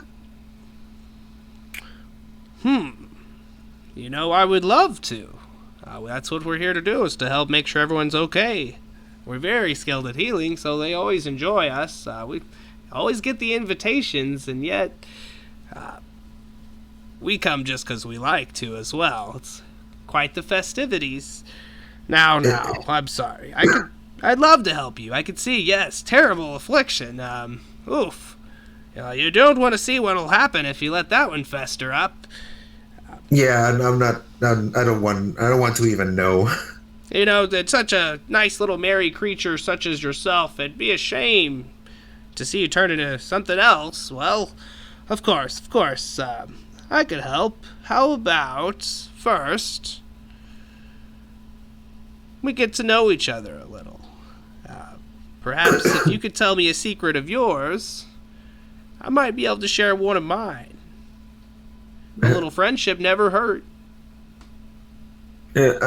Malta's all down for friendships, though she is a little bit panicky, but knowing that she will get help, she kind of like takes a deep breather, and then maybe there's a seat to take beside him or something. Do come in. And yes, you can see that each of these interview boxes has a few of those nice plushy red velvet chairs. Yes, so I'm gonna take a seat beside him. I'm gonna go like, oh, okay, sure. Your friend's welcome to join us too. Come in. I don't mean to be rude. If it means sharing secrets with people he doesn't know, Dane will walk on to the next. next. Box. He's not big on sharing secrets with strangers. Okay. All right. So, Dane, you kind of walk over to the Don't be shy. I can see to you just after Malta if you need, although you look like a healthy, strapping dwarf. I've been injured in battle, but help would be appreciated, but I'm not sharing secrets with strangers. That's not the dwarven way. He kind of just turns back towards Malta. Well, then, now, tell me. Is there something about yourself you could share? And he gives a little sly wink with his kind of, rubbery textured eye there. I almost say, folding skin and such. Gives you a sly wink. Yeah. So she takes out her telescope and she explains that, well, yeah, I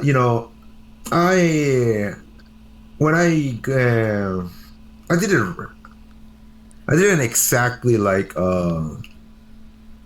plan to become what I've become right now, but circumstances have led to my current situation, right? So when I left home and I tried to become an astrologer, I was running short on money. So I got some interesting jobs and I sort of become would you say a recipe bounty hunter. There was this town where a lot of chefs and a lot of culinary masters used to hang around, and I sort of became a criminal for hire, if you will, and I constantly stole recipes from competing chefs and leaking their secrets to the other restaurants. And so I started to make some decent money to fund my studies, but never really ending enough to buy a telescope. And even though I carry this one around, I tell people that I made it and I'm a lens expert and whatever. The reality is I just stole it from one of those chefs, and I don't like telling it to people because it's sort of may muddy their reputation. But yeah, truth is I did not make it. I do not know how to make any telescopes. I just stole it and sort of stole their credit as well. I even dusted off the little signature it had, so it just appears damaged. But in reality, it was in prime condition. I just damaged it on purpose. Now, this wasn't quite the confession booth, but I do appreciate your honesty. I must say, we all do things we're not proud of at times. This isn't a given, and I'm gonna be honest, it feels good to finally tell someone. Even though, as you said, it's not a confession booth, but might as well let it out, right? Well, I hope that I could help you alleviate more than one curse afflicting your mind. And for being so open with me, I'd like to do the same with you and your friend here. Each of us, the nurse trio, as we are very skilled at healing and other magics, I'll admit, sometimes you must take on another form and to do the wrong things for the right reasons.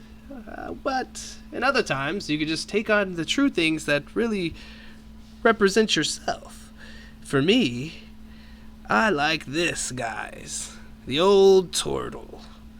I feel this best represents me. And yet really, and he starts to mold and form and twist and shape and polymorph back into this feathery dragon-like serpent creature known as a Koodle, as he shows you his true form. Well, it's no secret what I am, but... And then he starts to do his magic once more and turns back into the old turtle. But this one is just... This is my festive attire, if you will. And now I've taken up enough of your time, dear Malta. And Dane, I hope we could have a little trust between us. Secrets aren't the worst thing to share, although I don't fault you for not trusting a stranger. My friends are under a similar guise, but for their own reasons.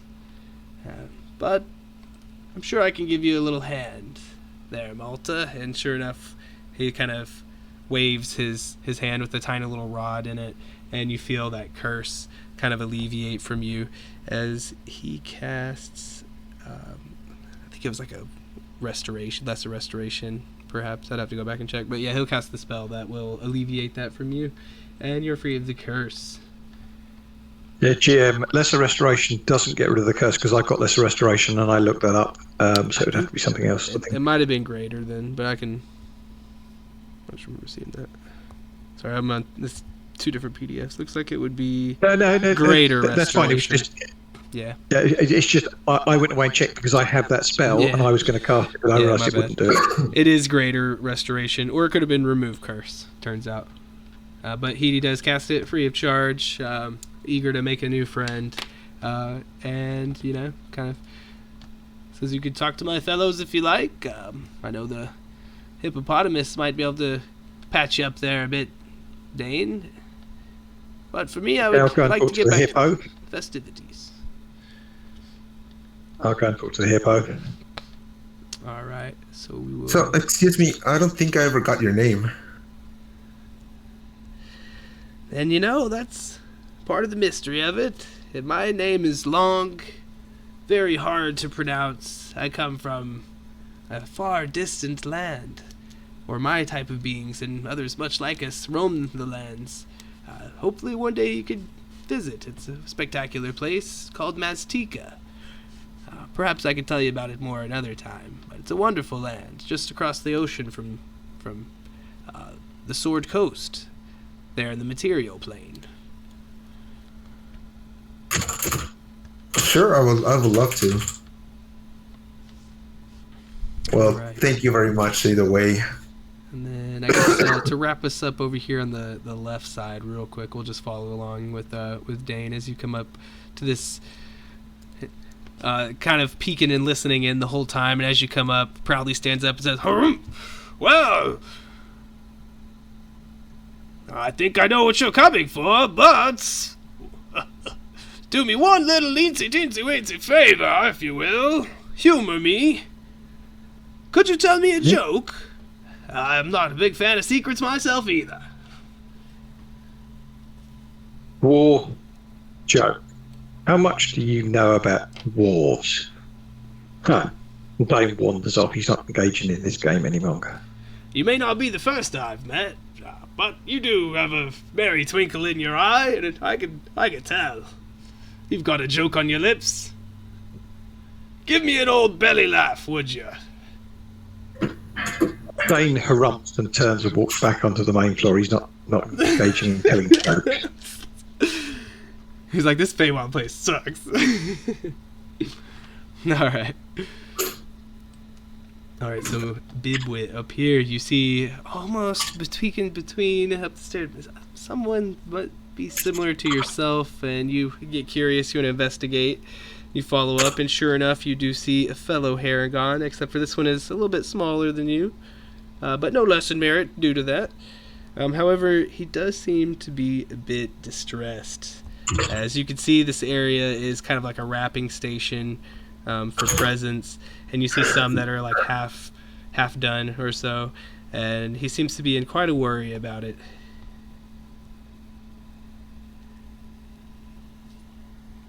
Where's your help? Oh, you startled me there. Well, help? God, goodness, someone would be great, but it's just me here. I'm Alfred. Who are you? I'm Bibwood. You look familiar. Have you ever been to the Woodside Carnival? Oh, we were just there last season. It's so fantastic. The prices are getting a little high, though, don't you think? I was employed there. Oh, I mean, it was a great place. It has its nice parts. But it looks as if you have gotten yourself a bit behind in your duties here. Somewhat. If anything, I'm just afraid that no one will really even like my presence. And I'm putting so much work into them. I could look on to all these people, though, and I just get a little scared. I'm afraid they're going to laugh whenever they unwrap them. And I hope you don't laugh. Please don't laugh. And he starts to kind of sob a little. But, it seems that if you've put this much time and effort into it, I'm sure that will be appreciated, and you need not fear their laughter. They always laugh, though. They always laugh. And as you try to console him, you notice that he's like in a very heightened emotional state, and it starts to cause even these visual ripples around you, as you almost seem cut off from everything around you.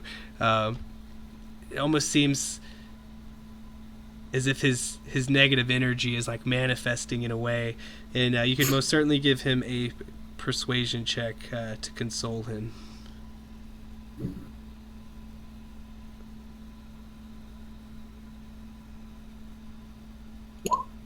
How you did just give a good thing, but any extra you'd want to add as you do that? Yeah, perhaps they misunderstand how the laughter affects you, because they may think that laughter is the response you're trying to elicit. If when you give them the presents, you let them know that it means a lot to you, that they appreciate them, the laughter may stop.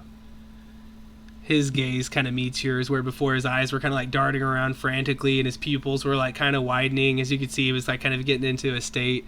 You could almost like feel his heart beating as he's kind of close to you. But his eyes kind of finally snap onto yours, and the words kind of sink in. And as you can see, the rising of his chest kind of slow until he says, "Oh, you're right. Everything is better with communication, and you really showed me that by coming up here and helping me. You're a really nice person. I think you're right. I'll try to be more in the spirits and just let them know ahead of time that, that this is a serious gift and it means a lot." And as he kind of calms down, you notice those disturbances in reality kind of slowly ebb away, and like the dun, dun, dun, dun, dun, dun, resumes around you, and you can kind of hear that low like murmur of all the people kind of resume around you, as it almost seems like if you're in a little pocket of reality all your own there for a moment. And he says, "Well, I'm gonna get back to wrapping these on up. Hopefully I'll catch you later there, Bibwit. Maybe I'll see you at the old family reunion. I think you dated my cousin's friend's brother. Anyway, I'm sure we'll see each other again." It worked pretty hard, unfortunately. But maybe you can let me know your name so I can address you properly in the future? Yeah, I'm Alfred. Alfred? Aelfredeh.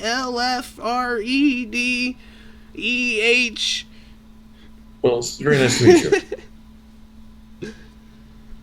Yep, Alfred, that's me. Well, I'll be up here. I'm going to get these ready and go put them down there. And he points down near the stage where there's a great huge table full of presents, and get a nice little congregation of people around that. And without further ado, I could bump over here to Alistair. You were trying to go up to this large, it's called a ki-rin. Might as well not beat around the bush with that one, but ki-rin thing. Is that you want to check out? Yeah. Alistair might not, probably doesn't know what it is, but looks interesting and seems to said it was like doing tricks or something, or... Indeed. You see this strange sight kind of across the way, and you just like, as you can kind of see the top of this creature, and it kind of rears up every so often, but what you really see is just these kids just like shooting up into the air, like super high, and then kind of slowly and then quickly dropping down, like a drop ride. And as you get closer and closer, you can see kind of the top of that creature like become more and more in view, and you see this majestic horned horse kind of rearing and flying around a dozen children at a time, who are all being thrown up into the air as they giggle and cackle with delight and slowly descend back, only to be dropped suddenly and then caught again, and then they'll be lifted once again, somersaulting and rolling, and it seems to be such an amusing ride for these kids that there's even a line forming going up.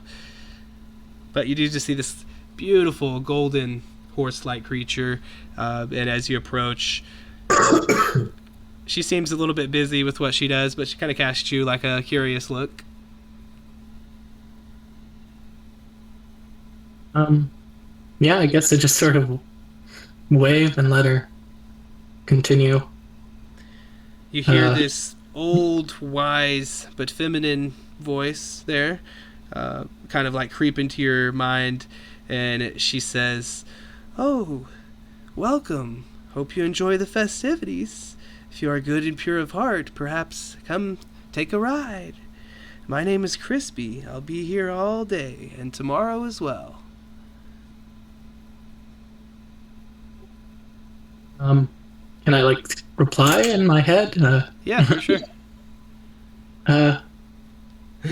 Nice to meet you. I think I'm a little bit too old to be going for those rides, but thank you.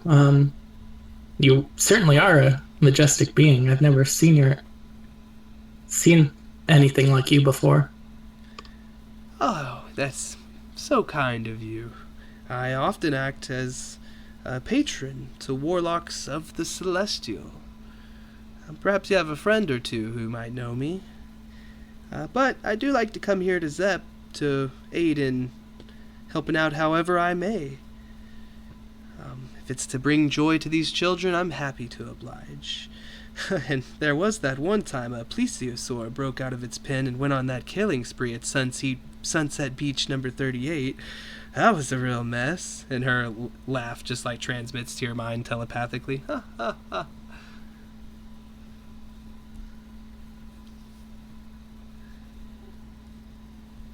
Well, suppose. Not sure what to say. Oh, come on, get up here. You can skip the line. And what's your alignment? Lawful good. You just feel vigorous, just being closer to the presence of this creature as this wind lifts you up into the air. Whoom! And within 6 seconds or so, you fly up 60 feet, and then boom, just start to fall again, taking no damage, of course. And as you go up, you can see everything up before you. You see these strange creatures off to your right in the booths, clearly elemental in origin, with one down here as well. You see the stage and all of the decorations, a large tree glowing with little orbs of light and such, before you're slowly drifted back down. And you almost feel a little embarrassed, but you look over and you see, sure enough, that it's not just children in line, that there's all sorts of there's some adults and stuff too. And as they see you go up in the air, they're like kind of sheepish expressions are replaced with one of like, oh, it's okay, you know. And you see a few more grown people start to join the throng to try to take a ride on Crispy. Just, oh well, this is getting popular. Perhaps I'll have to see you again later. Thanks for stopping by and talking to me. What was your name again? I'm Alistair. It's nice to meet you. And despite himself, he will have enjoyed it, and he said, "Well, thank you. That actually was fun." Your joy radiates back to me tenfold. My pleasure. And yeah, I guess he'll go wait for the group to gather and talk to the dragon bard. All right, and Dane, as try as you might, you cannot find a Grinch here.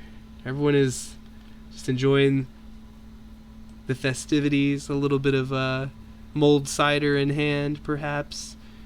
Churros for everyone. I don't know, I just think that'd be a good Christmas treat. Churros for everyone. Blake goes and stands in the corner with a sour face. As far as you guys could, there are some doors that like lead out of here, and kind of there's like a backside to this place you could check out if you so desire. That seems to lead like back towards the inn is kind of what you're picking up on, that you guys would be staying at later. In addition to that, of course, there's some folks around that you haven't quite spoken to yet, so whichever direction you want to go with that is up to y'all. You speak to the big gold dragon at the top.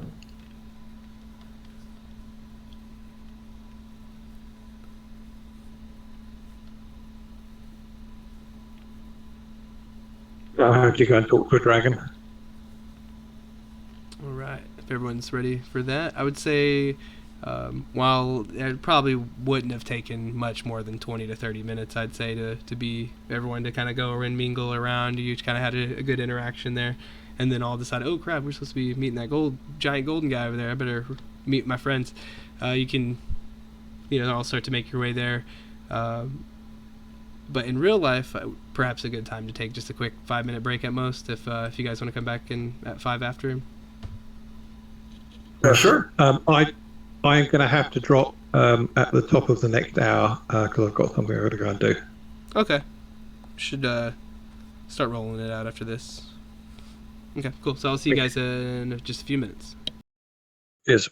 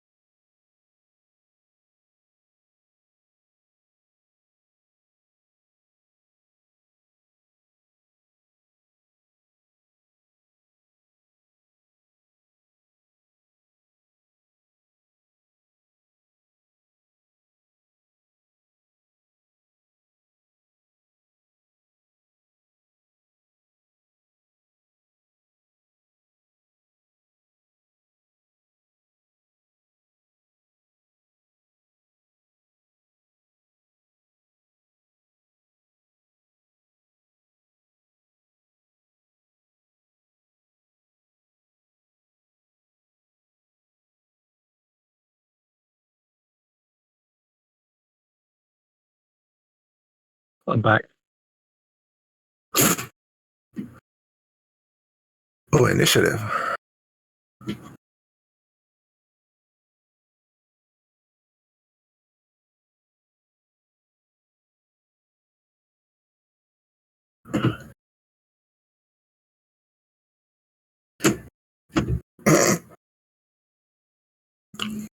Today's die have been horrible. Yeah, I think you have my dice. The last adventure I ran with this character, I managed to miss zombies 3 turns in a row. Wow. Wow, that sucks. Must have been like the He Is Legend type zombies, not the other type. The ACD, run of those zombies. Here's a 1, here's a 2, here's a 1. Dip, dop, dodge, dive. Alrighty, so we'll probably use this initiative here in a moment, but for now, you guys all approach the stage. I don't know if anybody... 1, 2, 3, 4. We're missing... Someone got lost somewhere, I think.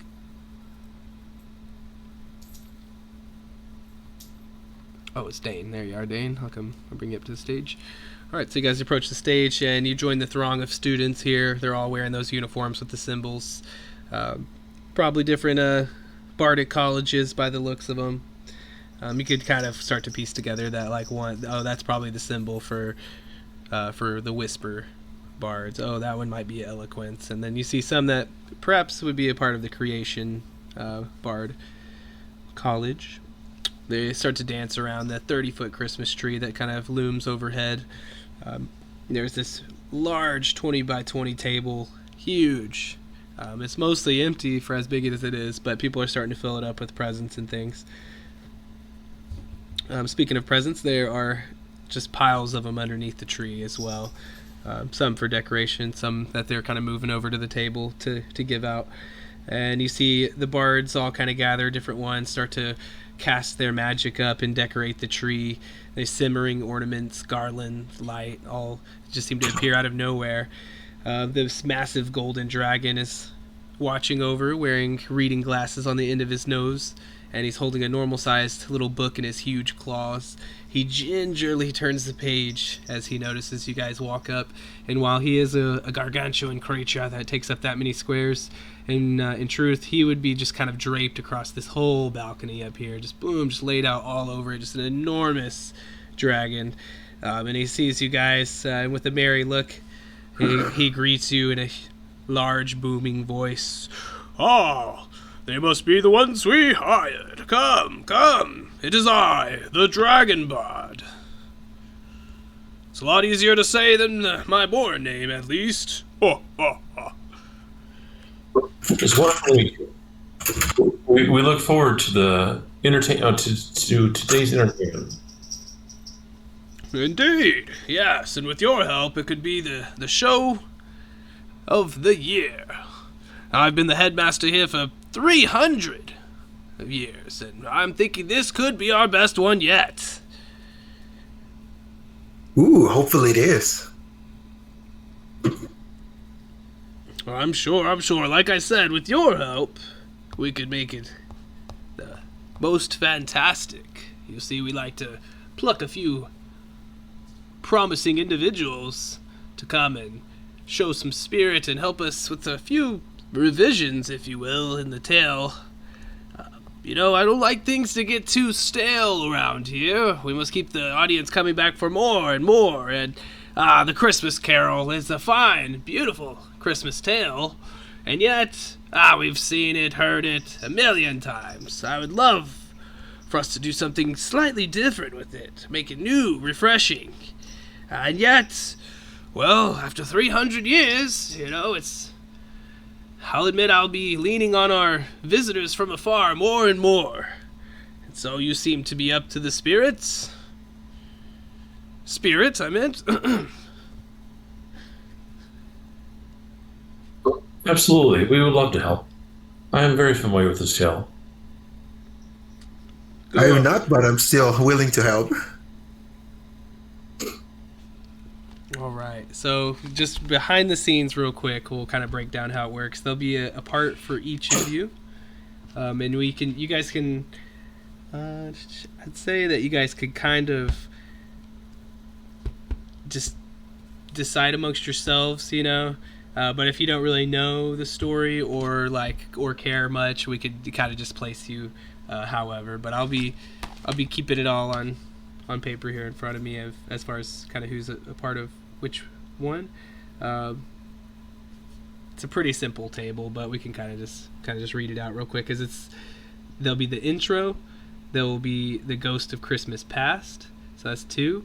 Ghost of Christmas Present is 3.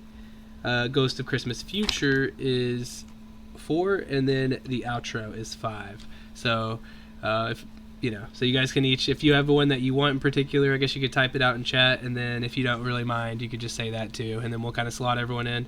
And the way that it'll work is, if you're familiar with the story, you can recite what you know of it within a limited span, and he'll kind of take those notes. However, it is encouraged for you to embellish or even downright kind of change a few details or whatever you want, as long as it's within appropriate means.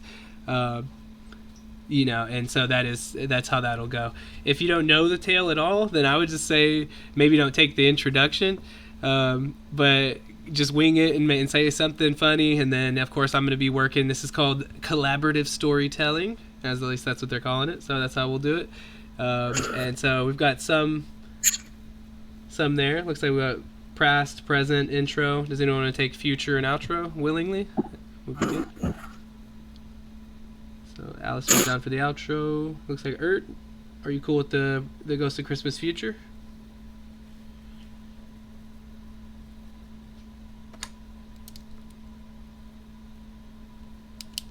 Okay, so that's more towards the end kind of, and so if he's ready by then, if not, then we'll cover it somehow. But no worries there. All right, so let's start it off with the intro. And so you each kind of have your turn to get some input here. And so a long, golden, scaled talon finger beckons you forward there. A little closer. As you see, I can't get any closer. But, of course, I'll have a little spiel. But first he says, well, you seem to know the tale. We need to introduce the story properly so people know what's going on and who the characters are and such. Most importantly, the Scrooge himself. And so yet, how do you suggest we could make that a little more interesting? Or what is your recollection of the scene? Scrooge should definitely be the hero. This... Huh? One more time?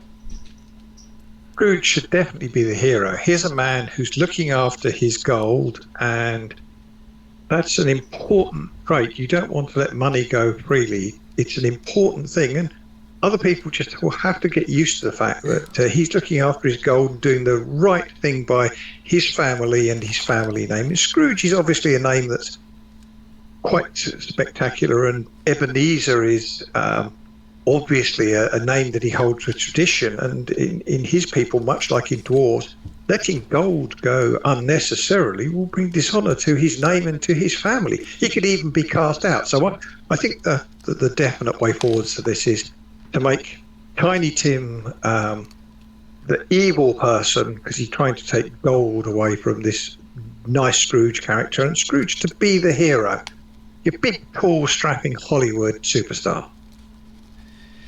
Oh my gosh. Oh, okay, 1 second, I'm writing down some stuff, and then he kind of looks down and says, oh. Well, that's a bit out of order of the story here, but I do like your enthusiasm there. Let me jot a few notes down. That would be the Ghost of Christmas Present. Got it. I do like that. Turn of events. They wouldn't expect that, and yet... what kind of dastardly events could we set up for someone so small? You leave me with many things to ruminate about. Okay, and so he definitely takes your suggestions down and starts to kind of take that to his script. So we have the intro will be Bibwit, we have the Ghost of Past will be Malta. Dane, you just went with the present, and then after that it would be Future, which is possibly Urt, and then there'll be the outro, which was going to be Alistair. So let's jump back to more closer to the start. I guess that order of it doesn't particularly matter. We'll watch it all play out in the end. But yeah, I love that. Got it not marked down, and so he says, "Again, your enthusiasm is impeccable. I think we'll have to fit that in somehow, some way. But well, I think perhaps you could help us with that, Bibwit. Taking Dane's changes into consideration, how could we start this tale?" Well, traditionally, A Christmas Carol is set in the Northern Hemisphere. I think the first thing we do is we change it to the Southern Hemisphere. And so we have Christmas set during the summer. Scrooge runs a local water park all the kids love, and he wants to keep the water park open on Christmas Day, but Cratchit doesn't want to, and Tiny Tim is putting pressure on him because he never learned to swim and is actually afraid of water, and so Tiny Tim is trying to keep Cratchit home on Christmas Day because he doesn't want to go to the water park. So the setting is summer. Scrooge owns a water park, and then as Scrooge returns to his home that on Christmas Eve, the spirit of the Great Kahuna visits him to inform him that he will be visited by three spirits tonight to help him address what he should do tomorrow. But the Great Kahuna makes a very, very pointed statement that he is, in fact, the first ghost, and that he will be visited by 4 total, not 3, which everyone thinks. I'm the first. I'm a ghost. You have to count me. And that'll be the intro. Okay. He's just, you see his like large claw just flicking this little notebook over, and it almost seems as if he's struggling to write it down, and yet this must be by choice, as he's like, yes, okay, yeah, they'll never expect that. Great Kahuna, sounds like a cool individual, yes. The first of 4, wonderful, got it, okay. Beautiful, thank you, Bibwit. Now please, next I need Malta. Don't be shy. I got your name from the contract of employment, so I know a little bit. Also, the archfey of this realm, his name's Arthur Twinkletoes, and he knows a little bit about everyone that believes. Anyway, I said too much. Go ahead, Malta, please. Tell me what we should do. If we follow along here, looks like the water park may be in trouble, and yet, to help him along his way, what could the ghost of Christmas present, or yes, no, I'm sorry, the ghost of Christmas past, what could the ghost of Christmas past teach our dear Scrooge? Well, I'm not that familiar with the story, but I'm liking where this is heading. So how about Scrooge comes from a long lineage and a family of, water park owners. And these water park owners weren't always, straight up water park owners. They were, let's see, how about seafarers? Yeah, they explored the seas, and they, and as she watches at the ceiling of the auditorium, they use the stars to guide them along the way. And the first ever water park owner, the one that started it all, he used the stars to find the chosen place, the place where maybe he would build a water park as told by a god, and as she looks at the interview box, maybe a Coatl once told them that they were the chosen ones, and following the stars, a star will point them exactly to a place that they were need to build the the water park to bring this summer cheer to the rest of the population. So following the stars, following the sea, they found a place. And yeah, since then, the family has been cheering up the place and bringing happiness to everyone during the heat of the summer Christmas. And so as time passed, maybe the family started to lose sight and focus, and the tradition kind of dwindled down. And maybe they become greedier and greedier by the time that our hero Scrooge comes into play. So, in an effort to show him where his roots come from, the Ghost of Christmas Past will take him into a seafaring and stargazing adventure to remind him where the roots of everything, the roots of the cheer, the roots of their happiness, and the roots of the joy that they share with everyone comes from, right? I think that can work. This is wonderful. I knew I made the right choice by calling you in. This is going to be a tale for the ages. Good. Okay, so we've got the intro, the past, the present. Let's get back to the present there. Come, Dane, was it? You really set this story into motion, and yet, is there any other extra details about the encounter with the ghost of Christmas present that you'd like to add? Having been shown the past and the fact that Pratchett doesn't seem to want to work, and that Tiny Tim seems to be acting as his union representative, I think there should be a scene where Cratchit brings his demand not to work on Christmas Day to the attention of Scrooge, and Scrooge, using this vision that's been prepared by the Ghost of Christmas Past, explains that he has a long tradition of family money to protect, and it's very important that he doesn't dishonour this seafaring and stargazing tradition by allowing the staff to have days off. And it's not his fault if somebody doesn't want to swim. The people want to have fun on Christmas Day. They want to surf and Barbie and generally have a really good time, and that won't happen if Cratchit goes and slouches from his duties. So it's very important that he understands that the Scrooge family name can only be upheld by people paying to come through the gate on this beautiful sunny hot day. And on beautiful hot sunny days they sell more drinks and they sell more suntan lotion. So it's all working out well. Indeed. The morally grayness of this tale is truly moving. I think we're going to sway this audience into tears.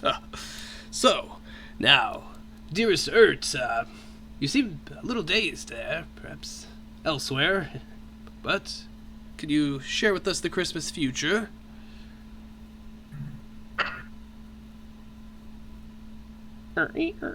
Okay, so we'll fill that one in. I'm sure I can come up with something interesting there. And last but certainly not least is the outro with Alistair. How do you think this tale should end? All right. So got a lot to work with. I don't know. So I guess I don't know. I mean, I know how the original ends. Scrooge is. You can stick pretty close to that, or whatever you're familiar or comfortable with. It doesn't have to be like a total stretch or anything. So whatever you want to add. Yeah, I mean, Scrooge is as good as his word, as they say, and he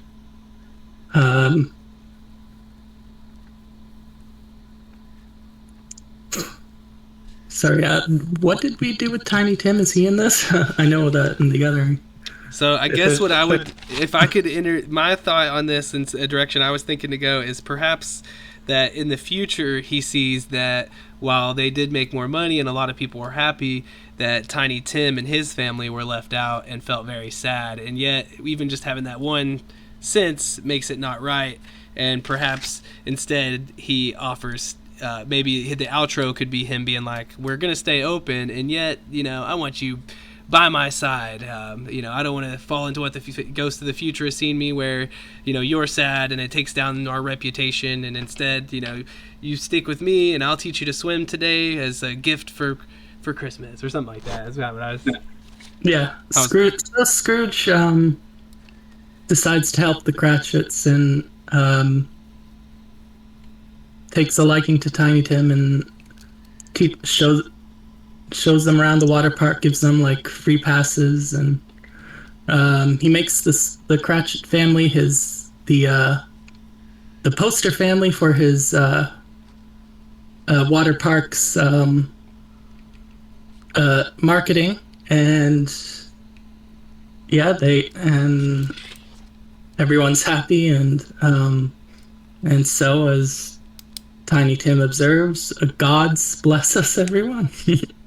And that's the ending. And you just hear this or you feel this rumble kind of as you're kind of let out to the last details of what you think would make sense, and you look up to see, my word, oh, sorry about that. Oh, got me there. As he kind of wipes away, like a little tear forming in his giant, probably size of a car tire of an eye. Kind of wipes the tear away. Well, I think we have all we need.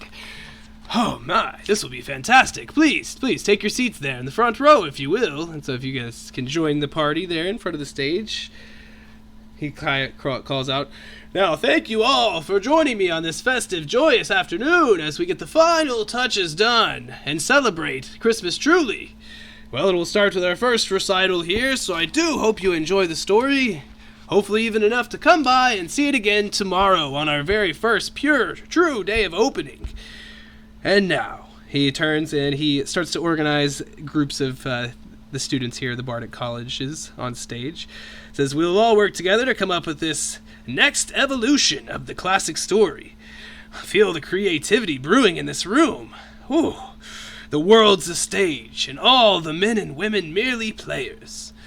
Now please welcome our friends, the Briganock, who will assist in bringing your stories to life. And you see a collection of figures come out that seem to be sort of mouse folk. They're pretty small, little mouse-like humanoids. They position themselves in a semicircle there near the stage and begin to cast minor illusion as they play out the story that is told from your notes and the Dragon Bard's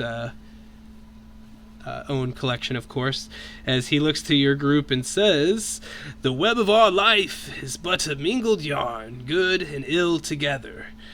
And it seemed true that we do have some talent in this room. I knew it. I just knew it. Well, let's adapt this play. We'll incorporate the best of the ideas, and the ideas will go on to be seen by the Archfey himself tomorrow, so feel quite proud of your genius. And now, let it begin. A hush kind of falls over as the lights magically dim, and then they shine out one beam onto the actor playing Scrooge. He comes out. And he's exceptional. He states, kind of as he walks by you guys, he's like, all right, here we go. I'll remember what you said. And he comes out and he says, well, if it was up to me, everyone with Merry Christmas on his lips would be working here with me at the water park, keeping our reputation intact and making everyone smile and enjoy Christmas in the way that we have done for years. Well, that's the idea, at least. And he starts to stroll about, and you can kind of see like some cardboard backdrops being set up and stuff, as he seems to be in a very tropical location. Palm trees and fronds and ferns and things all around, and all the it looks like tiki kind of structure, but all kind of painted up red and white and decorated up with little bundles of holly and some poinsettias strewn here and there and the like. As it continues on, he goes to address his workers, and he says, now, my people, we must truly be like the great old legendary Santa on this Christmas, and do our part to stay open and bring joy to all the people. And at this, all the workers cheer like they're little elves on getting ready for Christmas Day. Yeah, woo, we can. That's exactly the place they want to be, except for one little elf there. He says, but sir, I have to spend Christmas with my family, And Scrooge states, of course, bring them. Everyone will be here celebrating together. And then, even small above a whisper, but my son, Tiny Tim, he doesn't like the water. And, oh no, a gasp rings out among the collected elves there. Oh. And Scrooge says, well, you're going to have to work with him on that, because it's no exceptions. We're working on Christmas. We have a duty to fulfill to these people.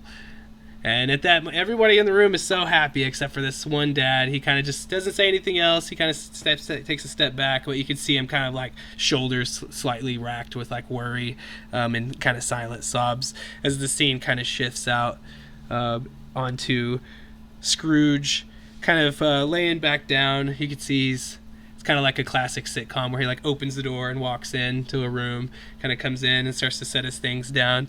You can see like a light decoration in his own house, but it's like a little tiki hut. He kind of starts to set his things around and says, wow, I can't believe the nerve of that Cratchit. Well, Christmas must go on, and that's that. And then he turns around to all of a sudden see, boom, this shadowy figure that you barely even noticed coming onto the stage out of nowhere, as this shadow starts to get larger and larger and says, Scrooge, your mind is not in the right place. He turns, who are you? Get out of my house! This is trespassing! Scrooge, you know me. I am the ghost of Christmas past. Now come. And out from like this shadowy, this gnarled, undead, rotting hand kind of just like beckons towards him. There are things you must see. And he starts to shake. No! Don't! No! And the scene kind of fades to black. And when it shows up again, you actually see a pretty rugged set of individuals, probably looking like a pirate-like type, as they're sailing on rough seas. And it's all very dramatically done, and like the little cardboard cutouts of the waves kind of rises and falls and stuff, as one kind of tromps up to another, says, "Aye, Captain, we've been lost for ages. I don't think we're ever going to find this mystical land to build the one true water park, as you say this vision is showing you." And it says, "Look, I know you're losing faith, and Christmas looms closer. We should be at home, warm by the hearth, in the Norlands, where we come from originally. And yet, look, above you," he points out, and gleaming, twinkling, you see this constellation. It seems to wind and coil out, and then the top of it branches out in like a wing-like pattern. It says, "The great Koodle constellation leads us. We must not falter in our endeavors. We must be strong, even in times of doubt and hardship." And the other first mate kind of nods, and it kind of fades as it opens up again and shows the two as they have land in front of them. And he says, "Captain, you were right. All our hard work was worth it." And flash forward, it shows the captain and his men setting up a water park here on these sacred lands, as the stars making up the form of the Koodle constellation shine above merrily. And you can through a short montage, you see how the tradition was formed and set up. And Scrooge turns to the ghost and says, "Yes, look, this is why I'm doing everything I do. I must lead in the ways of my ancestors." And he says, "No, but look, things started to change." And through another short montage, you see where the merry festivities that were put on every year seem to get cheaper and cheaper. The prices of things get higher and higher. The people start coming as much. It gets less and less. The overall quality of the park diminishes. It seems as if greed is kind of set in. And then Scrooge says, "What? This can't be. We're doing what we've always been doing." And then he, in disbelief almost, they kind of, all of a sudden the stage kind of like seems a little eerily lit as it's just these two. And the ghost kind of looms over and says, "You dare not deny. one failed relationship after another. You love money more than anything else. And you can almost like see the hurt in his eyes. Oh, I miss Belle. You're so right. I should be married. And he says, well, she went on to live her life. And it shows boom, a quick vision into a now married Belle with her large happy family on Christmas Eve. Scrooge is visibly upset by this. And as he does, a weird kind of turn of events starts to happen here as the shadow of the ghost kind of like looms and ebbs away and disappears. As it does, things start to fly and rocket around the stage. And all of a sudden, the Dragon Bard says, oh dear, this wasn't quite planned. And we will use our initiative that we already have. I'll be rolling into it.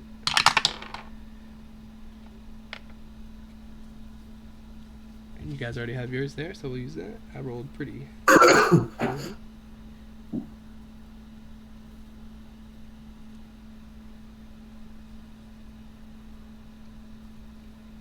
As some kind of form is taken shape here on the stage, and you can't quite see anything tangible, but it seems to be tangible enough as it starts like throwing around the decorations and such. As I will come in with a 5 on initiative. And Bibwit, you know something is starting to cause mayhem, and by the surprised looks of everyone, this isn't planned.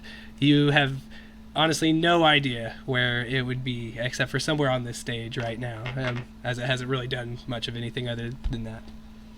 Seems like a swirling force.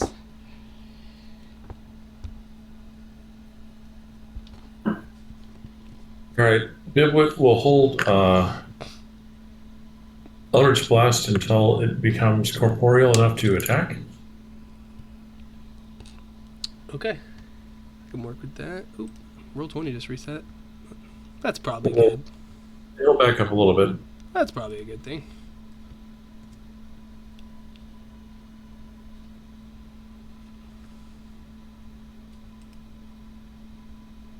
So weird. My bad, 1 second. Just like roll 20 just started reloading for some reason.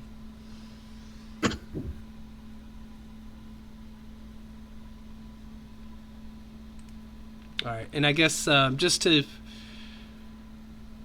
kind of narrow it down, I suppose, is clearly this creature is invisible, and you know what comes with that. So you could still attack and things like that, but it'd just be with disadvantage, as you can get an imprint somewhat by the disturbances on stage of where it is, but you can't quite exactly nail it down. So it would just be an attack with disadvantage, which is kind of like your luck in a sense. So if you want to, that's up. So Sure. No problem. How about an 8 to hit? an 8 does not hit. It just seems to go through air and kind of you shatter an ornament, little glass and crystal kind of falling. You hear a soft gasp behind you. Oh! As the crowd watches on with wonder. All right, done. Okay, Dane. Okay, I will cast Shield of Faith. What's it not showing in the ATT? Right, okay, so Shield of Faith I will cast. Okay, so do you have a token I can use for Shield of Faith? Oh, we can put a little marker. Is that going on to you? Yeah, so going on to me. We'll just give you a little up. So I'll be able to 20 for armament.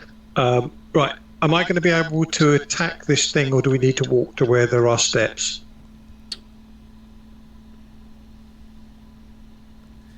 Let me check the deets. It is...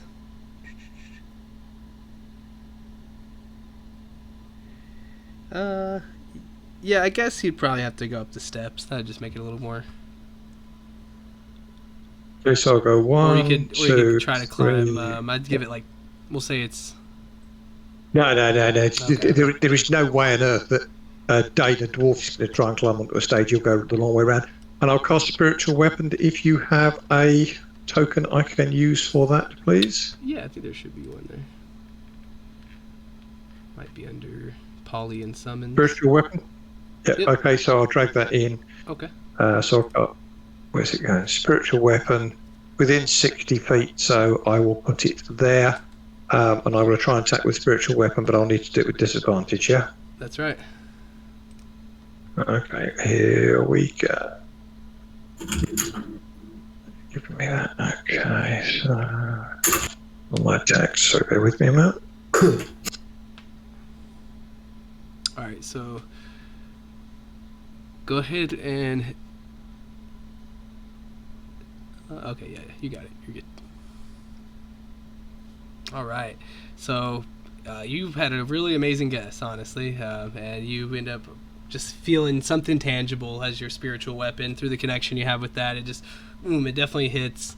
Does 6 force damage. In the turn. Very good. Shit, that might have been your best turn all game, dude. Well, he certainly flaming is. That was really good. Okay, Ert. So to catch you up real quick, your friends basically kind of retold their imagining of the Christmas Carol of the different just stages of the story, and then he took down the notes, and then they're all doing the recital now, and then kind of witnessed the changes. I guess just quick intro. The big differences are that. Still some similarities, except for it's in like a jungle land now with a sacred holy land placed there by the ancient water park pirates of long ago, and led by the Koodle constellation stars. They built this here. It started the holiday traditions, was quite merry as everyone enjoyed getting away from the heat for Christmas spirit, until eventually things kind of started going to crap due to greed in the family. So that's a quick synopsis. And then as things started to spiral out of control emotionally, it seemed, one of these little figures that's kind of casting this magic to make all this happen, he was like, "Oh no!" As maybe something seemed to go awry, and this creature has come out, and it seems to be completely invisible, but it's like swirling around and throwing things around the stage and things.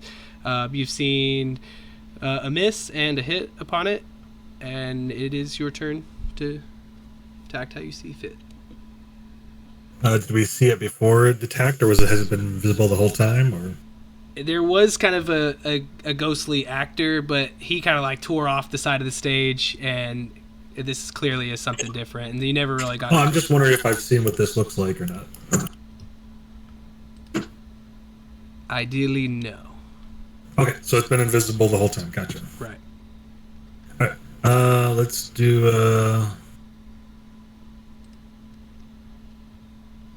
Let's just go ahead and drop fairy fire on it. DC 13. Okay. Always good. Let me see. Did get a 17 dex save. Okay, and then I'm gonna run over here and bonus action hide. Terrible roll. End of turn. Okay. Now the swirling force. Yeah, it's always interesting on how to do invisible creatures, but with a little bit of imagination, it works. So I'd say the one that probably did ring true though here was Dane, and get you some good use out of that shield of faith too, as it looms towards you. You can't quite see anything, but you just feel this negative energy, and you can kind of see like light disturbance of whatever kind of dust, gingerbread crumbs have settled in the area and the like. But it comes forward upon you and tries to slam into you. Looks like you just feel this wave of energy just boom ringing all through your armor. It just seems to rock you to your core almost, but as it kind of leaves you, you're expecting worse, because you feel relatively unscathed by the ordeal. And Malta, it will be your turn. So sorry about that. Do I see this attack on? So essentially, you would see Dane kind of like recoil and kind of like maybe like wave his arms around as if he would normally do to fend off a blow. Although there seems to be like nothing happening to him. He looks like a crazy man. Okay, gotcha. So,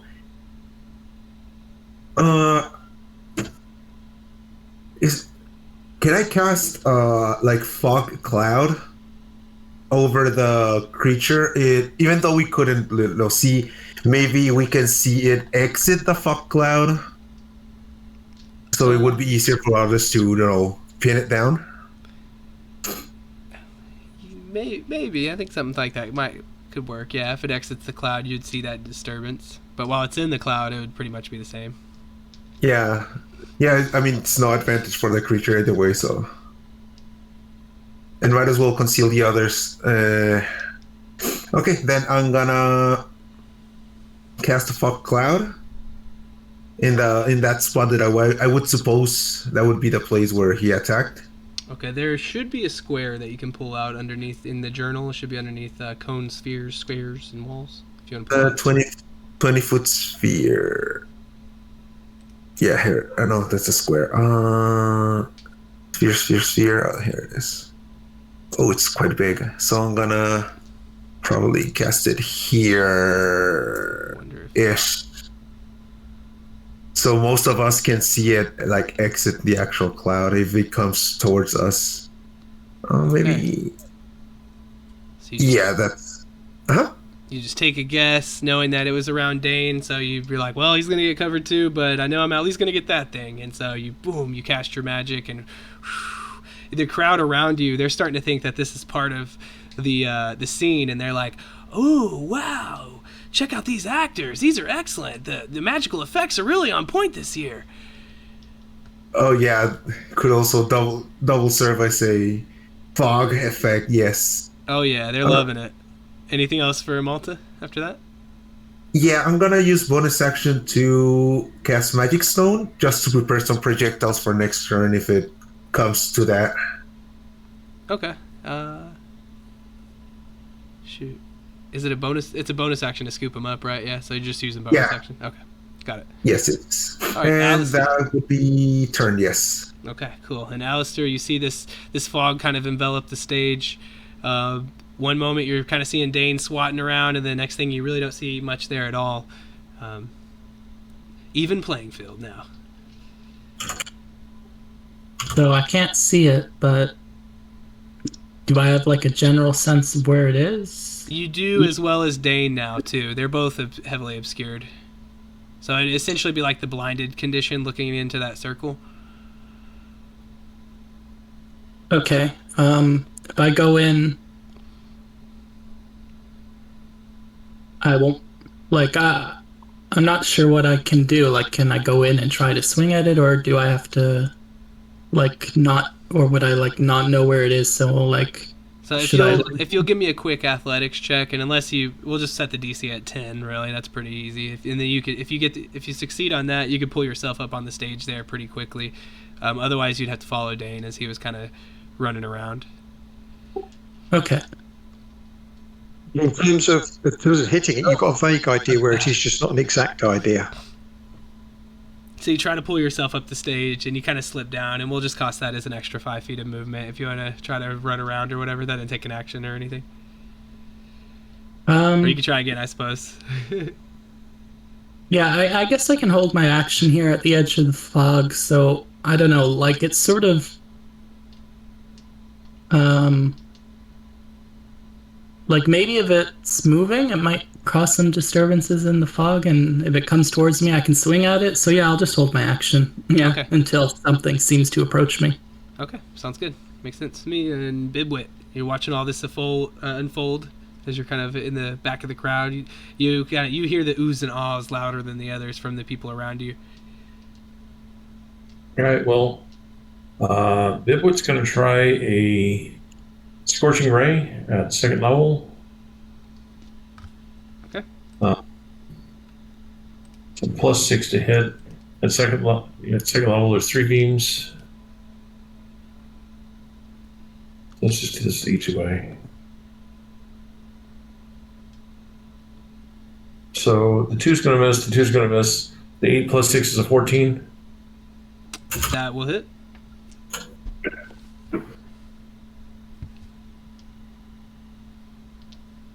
There'll be 4 fire and 2 cold. That'll be his turn. Okay.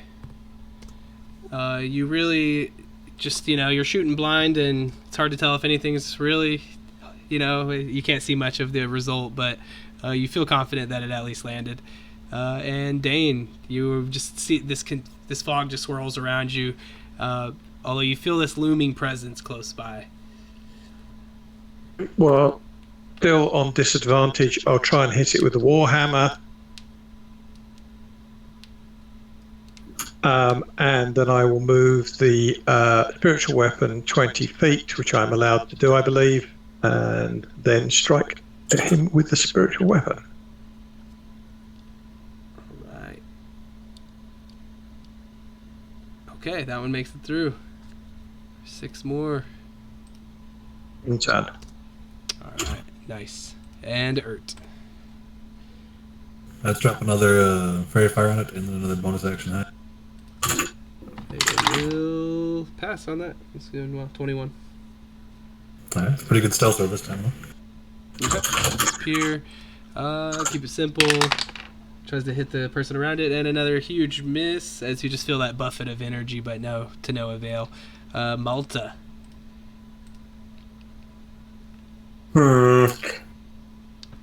Seeing all the commotion, I'm gonna probably move over here and, just throw a rock at it. Maybe it'll hit. Who knows? All right, so just the disadvantage as your pebble, just as it disappears into the fog, it does that little swirl around the hole and kind of slowly fills it back up.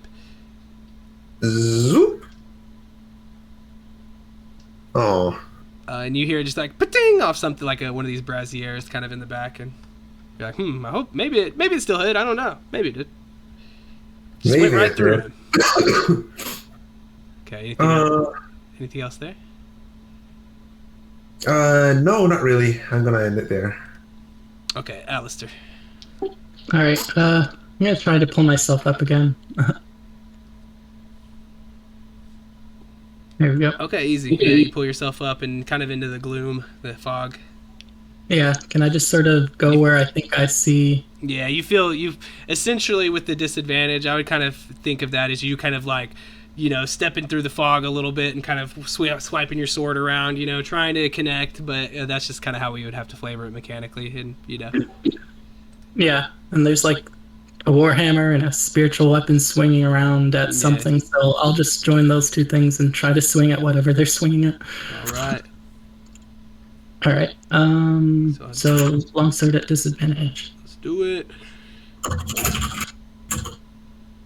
Oh, this disadvantage is getting y'all as it doesn't seem to connect. It goes right through the spiritual weapon and then off into cuts through the fog, but you're not sure if you really connected with it, what you were intending to. Okay, and so anything else for Alistair there?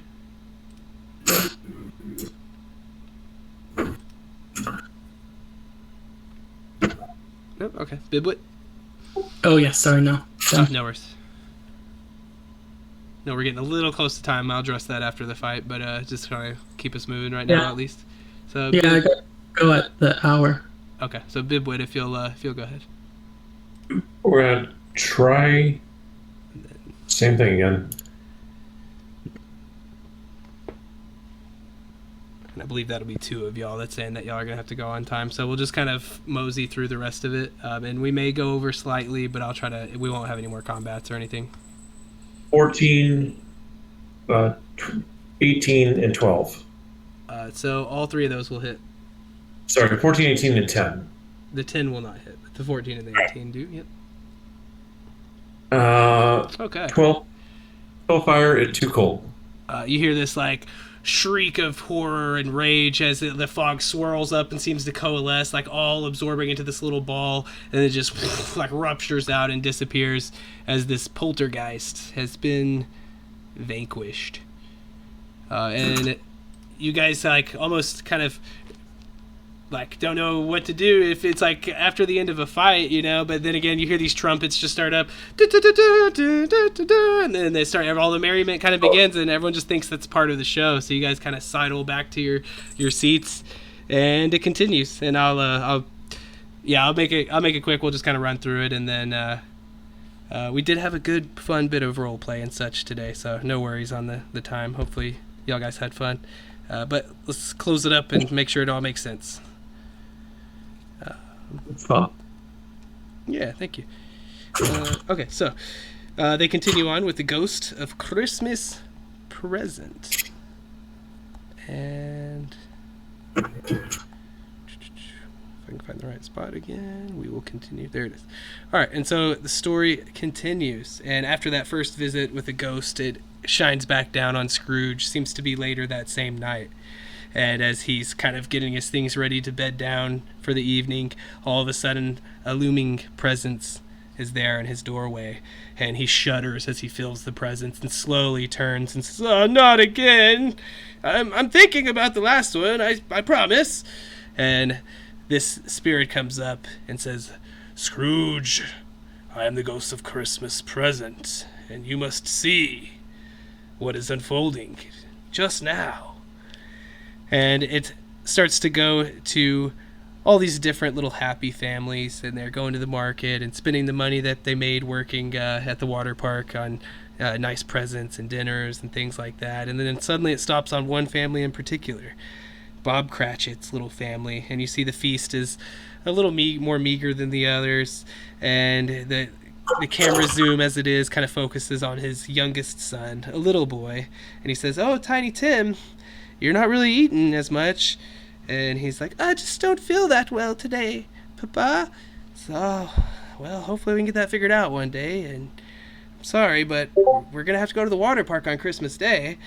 Says, "Oh, well, oh no, I still don't know how to swim." So, I know, I just haven't had the time, all this overtime lately, I haven't been able to teach you. Oh, and you can see their spirits are very much down in the dump. But then it kind of continues on and shows more other little families that are enjoying Christmas. And before it all ends, though, you see the Scrooge kind of standing there, and his guide, the ghost. I left out the Kahuna part earlier. My bad. That was important. That was an important detail. I would have made it come back, but I will save that for next time. But technically, the third ghost at this point is what I'd say. He's nowhere to be found, and instead, Scrooge, where'd he go? Am I trapped here? I get it. They deserve happiness too, but we still have to maintain our reputation. Until he looks over and he says, "Oh no!" And you see these ghostly form of two emaciated children, just skin white, ribs showing forth, and labeled on their chests are two words, one each. One says ignorance and the other one says want on them, as they kind of hold their hands up and start to slowly walk towards Scrooge. He curls down with his hands over his head and says, no, keep them away from me," as they slowly reach their hands towards them, and as they grab, the scene kind of goes black. And as it does, you hear just Scrooge's kind of scream kind of turns to something more unnatural that seems a little too real, and kind of splits the crowd there, and it's "Ah!" And then there's just silence, and then out of the gloom rises this ghostly apparition with two shadows around its back. Of course, you guys valiantly step forward to subdue these. With as many cleric paladins that we have in the party, it's pretty short matter to expel some ghosts, and as such you guys do. Ignorance and want are banished back, and Scrooge, the real actor Scrooge, after everything's over, he's kind of there in the fetal position, and he quickly stands up and straightens his stuff and looks towards you guys, and he's like, "Thank you."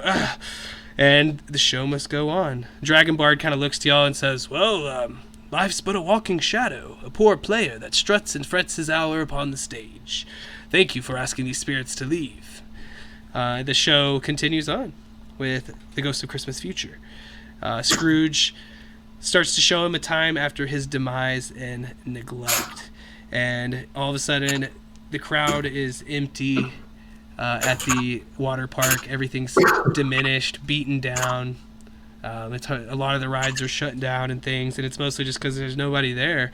And it starts to show all the other people, and they just have formed new traditions that are more wholesome and more worthy, as they all kind of have their own times together as a family. And just like the last, it stops on that one final family of the Pratchetts, and you can see that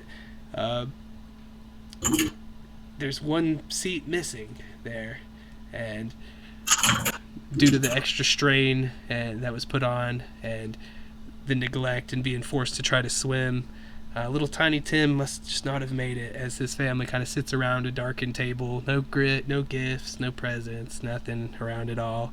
They all seem pretty morose as they mourn, the death of their little one.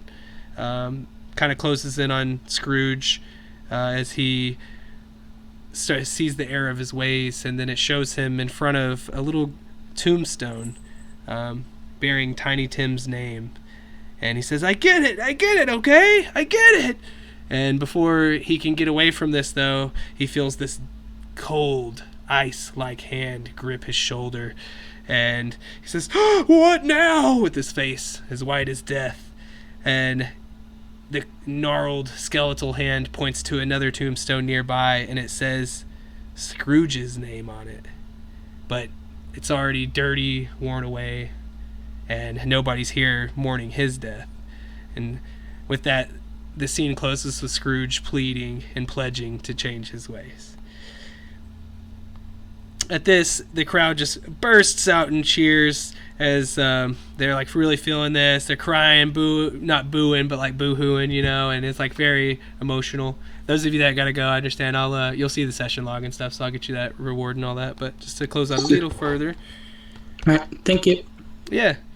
Those of you that can hang out for another 10 minutes or so, you notice one of the bard trainees that has been working on these, helping with the illusions and decorations and such, is now kind of like going through the audience around you, and he's handing out these weird objects that seem to be making people wince as they see him. You just got to look at this individual. He seems to be kind of twitchy and a little uncomfortable. And finally, as someone is like cast aside this strange little seems to be kind of like a Christmas decoration made out of bones and such, and they throw it down, and they're like, the ending's about to start, sit down, you dweeb. And the boy sits down with like a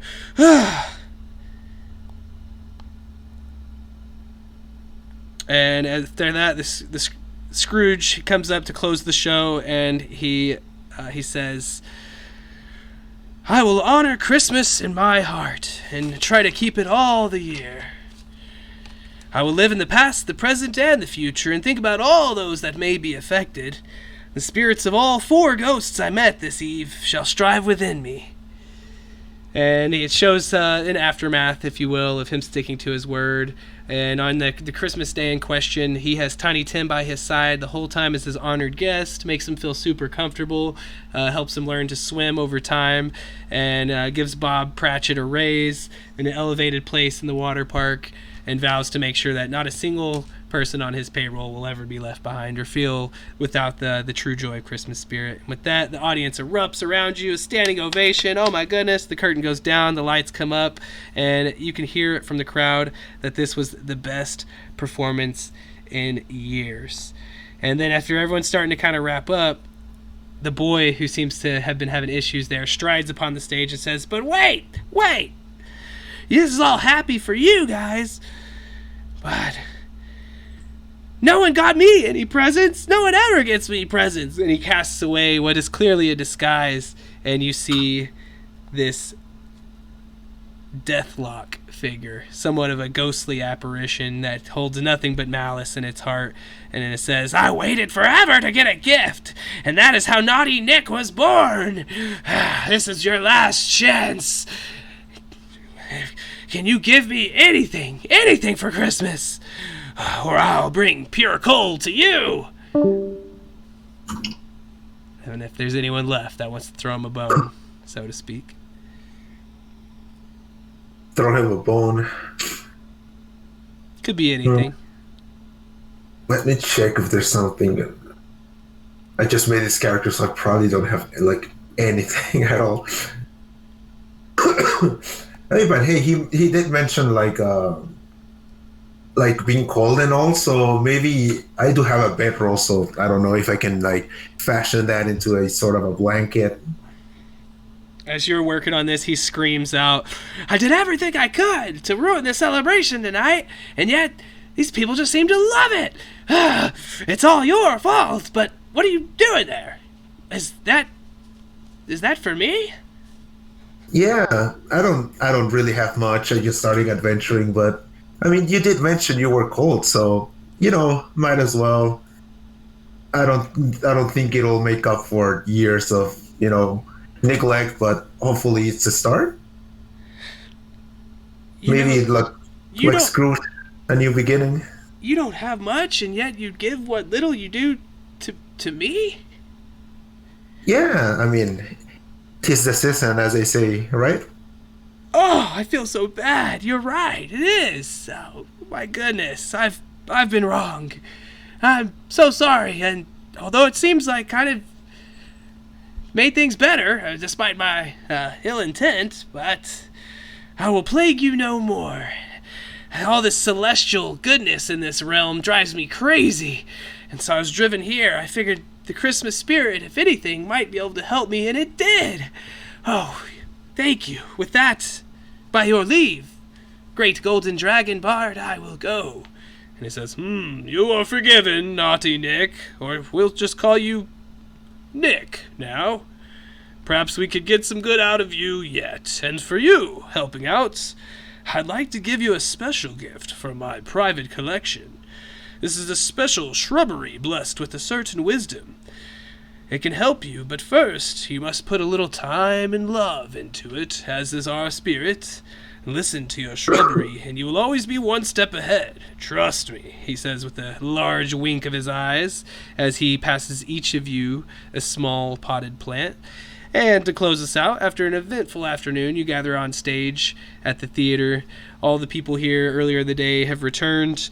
The Dragon Bard is next to the large decorated tree, and this time now he has a big red hat on with white fur trim and a little pom-pom at the end.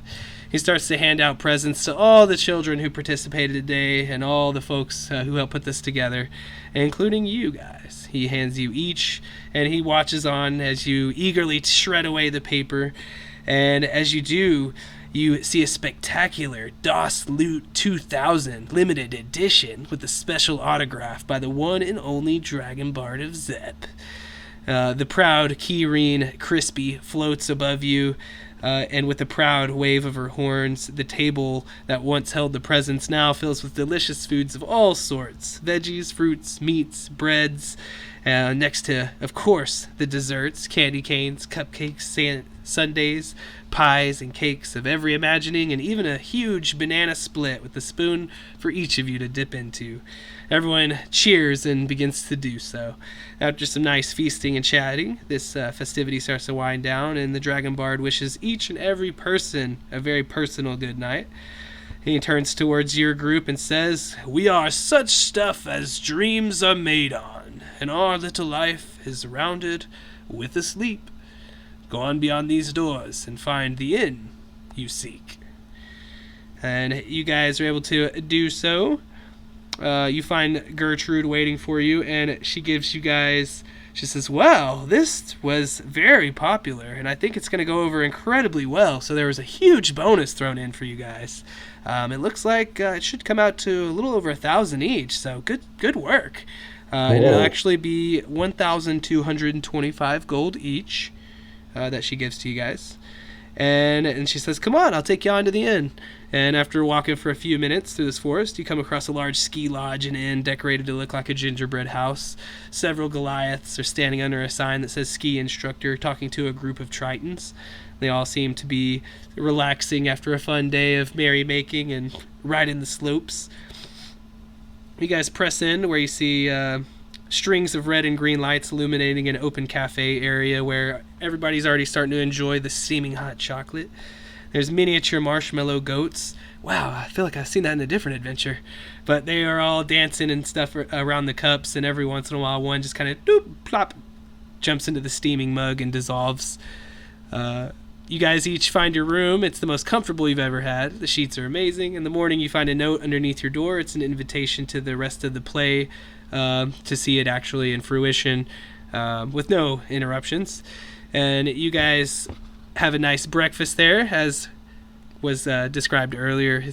And there's an intense interest in what had happened the day before. Over wine and dance and food, the morning is already starting to be filled with exaggerated stories of your exploits, and you can hear the beginnings of songs already being composed of how you guys saved Christmas and made it so much better. You're starting to get the impression that this realm of Zep is probably the happiest place in the multiverse. And after a long day of sightseeing and skiing, you meet Gertrude once more at the theater.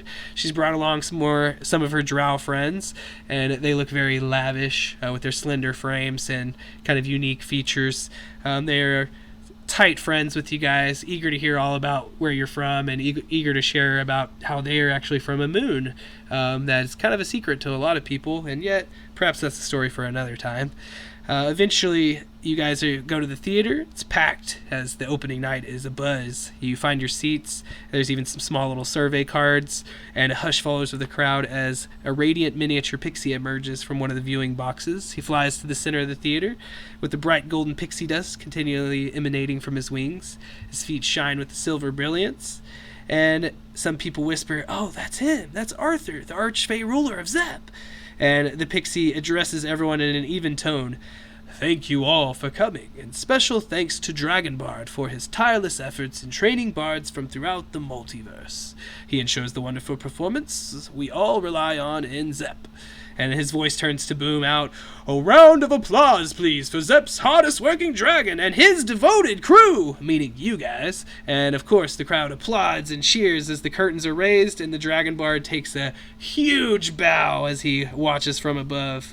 The crowd applauds, cheers, lights go down, play begins, and after this, you look back on the last couple of days feeling refreshed, full of wonder, and with a longing to return here to Zep one day again. Oh, it's a long outro there, but that is where we'll end off. Nice. I like it. The good thing about going over is we get to cash in on that 4th hour of stuff. So, just going over... I'll post things in session log, of course, but just to go over the reward right quick. We are going to have 10 downtime, the optional level, and take it if you want. You will get the Chaotum's ointment. There's two doses in there. I'll make a note of that. And I'm going to send y'all a description in the Tally Tales pub of that and this other thing that you're about to get. This is like a lesser Fey Pact gift. It's a pretty cool thing. I'm going to pull that up and post it right now. And then I'll make a note on the session log like, hey, check the Tally Tales pub for that. But essentially, you get the Chaotum's ointment, you get the Paranoid Pot of Awakening, which I'll give you some more details on that in just a sec. And then you'll also get this spectacular instrument of the bards, a Das Lute, which is kind of a standard magic item, but I do have a description for that as well. It's in my magic items folder, which I know we're only at 2 right now, but I'll bring it up for you guys. So if you're curious, you want to copy this down or just know exactly what I'm talking about, there it is. It's the Das Lute. So they all can do some spells, and then each one has its own specific spells it can do. Of course, has to be by a bard. So if you're not a bard, you could just trade it to a bard or whatever you want to do with it. But there's that. Let me see if Discord is kind of lagging. Let me see if I can get that image for you guys. The Pot of Awakening is pretty cool. So the main thing I'll tell you right off the bat is you have to spend 30 downtime days, which, in Adventurers League, after a while, the downtime is pretty inconsequential. So if you don't have it yet, just, play a couple more adventures and save it up. And then you can awaken your shrub. But it should be posting in Tally Tales pub now. Computer's going right, because they take a month to grow, right? Yeah, it's definitely a cool flavored item like that. And then it also makes sense for Adventurers League where it's spend the downtime and then you can have it. Should have posted, it says you let it grow for 30 days, so basically spend 30 downtime, and it magically transforms into an awakened shrub. There, you can look up the stat block for awakened shrub, that's the thing. And so it's basically like your little companion. He hangs out with you. You can command him, he'll hang out with you and all that stuff, and as long as he does, it gives you a +2 to your initiative, so that's pretty cool. It's a common item too, so it doesn't go against your uncommon stuff. It's a nice buff to have. Yes, and you get to flavor it as your little, I would do it, I forget what they call them on the game, but the Cactuar on Final Fantasy, you got your own little Cactuar hanging out with you. All right, you can flavor the species of plant it is, right? Yeah, sure, definitely. And then I'd say you can see the detail there, but you got that thing. It does the, we already talked about that. But the 2d8 +2 hit points is, it's pretty good. for a potion and stuff. Yeah. But yeah, basically we breezed by a couple combats there. Actually, the last thing wasn't supposed, or it didn't have to be a combat. You guys can do exactly what you did with Naughty Nick, and you can suppress him before he would even fight. So you guys played that out as it would have played out anyways. The only thing we did skip was that one fight. It was like a ghost and two shadows, so it wasn't like, Gotcha. not a huge miss, but hopefully the theatrics were cool. Oh, and on the topic of combat, I did look it up, and you do get to choose which temp hit points you take. It's on PHB page 198. Oh, okay, cool, nice. I think I've been shorted in the past then. It's good to know going forward. Also, how many candy corns did we get? Oh yeah, that's a good point. My bad. I've stopped right before the end of the rewards. So you will get again after the loot, you'll get the 1,225 gold each, and then you'll get 4 service hours because we did run over the 3, and that actually adds up to be. Oh, actually, you'll get 14 total of the candy corn because you got 10 for the encounter and then 4 for the game. So 14. I'm 4 short of the 60 for the horse. I think that's gonna. I had like 53, so this will push me over to 67. So I should. And then maybe I can even get me a little skull helmet to match for 10 more if I can get it. We'll see. Are candies tradable? Maybe I can. No. I can less for. Oh man. Well, thanks y'all. Merry Christmas to you. I appreciate y'all playing and stuff. It was a fun one. It was more fun. Like whenever I was setting it up and stuff, I was like, okay, and setting it all up on this huge map and stuff was kind of cool and cool to do for me and stuff. So it was fun to see y'all kind of just like disperse and everyone kind of have their own little unique social interaction and things. So yeah, hope y'all enjoyed it. Yeah, definitely did. And thank you for hosting. Yeah. I think I'm gonna take a maybe upwards of a month between the Christmas and New Year's, but I'll be back in like mid-January running a tier 1 2-hour at the same exact time as today. So I think, funny enough, I'm going to be picking back up on Friday the 13th, so hopefully we'll have a lucky day and a good session. Yeah, for sure. All right, I'm going to start on that session log.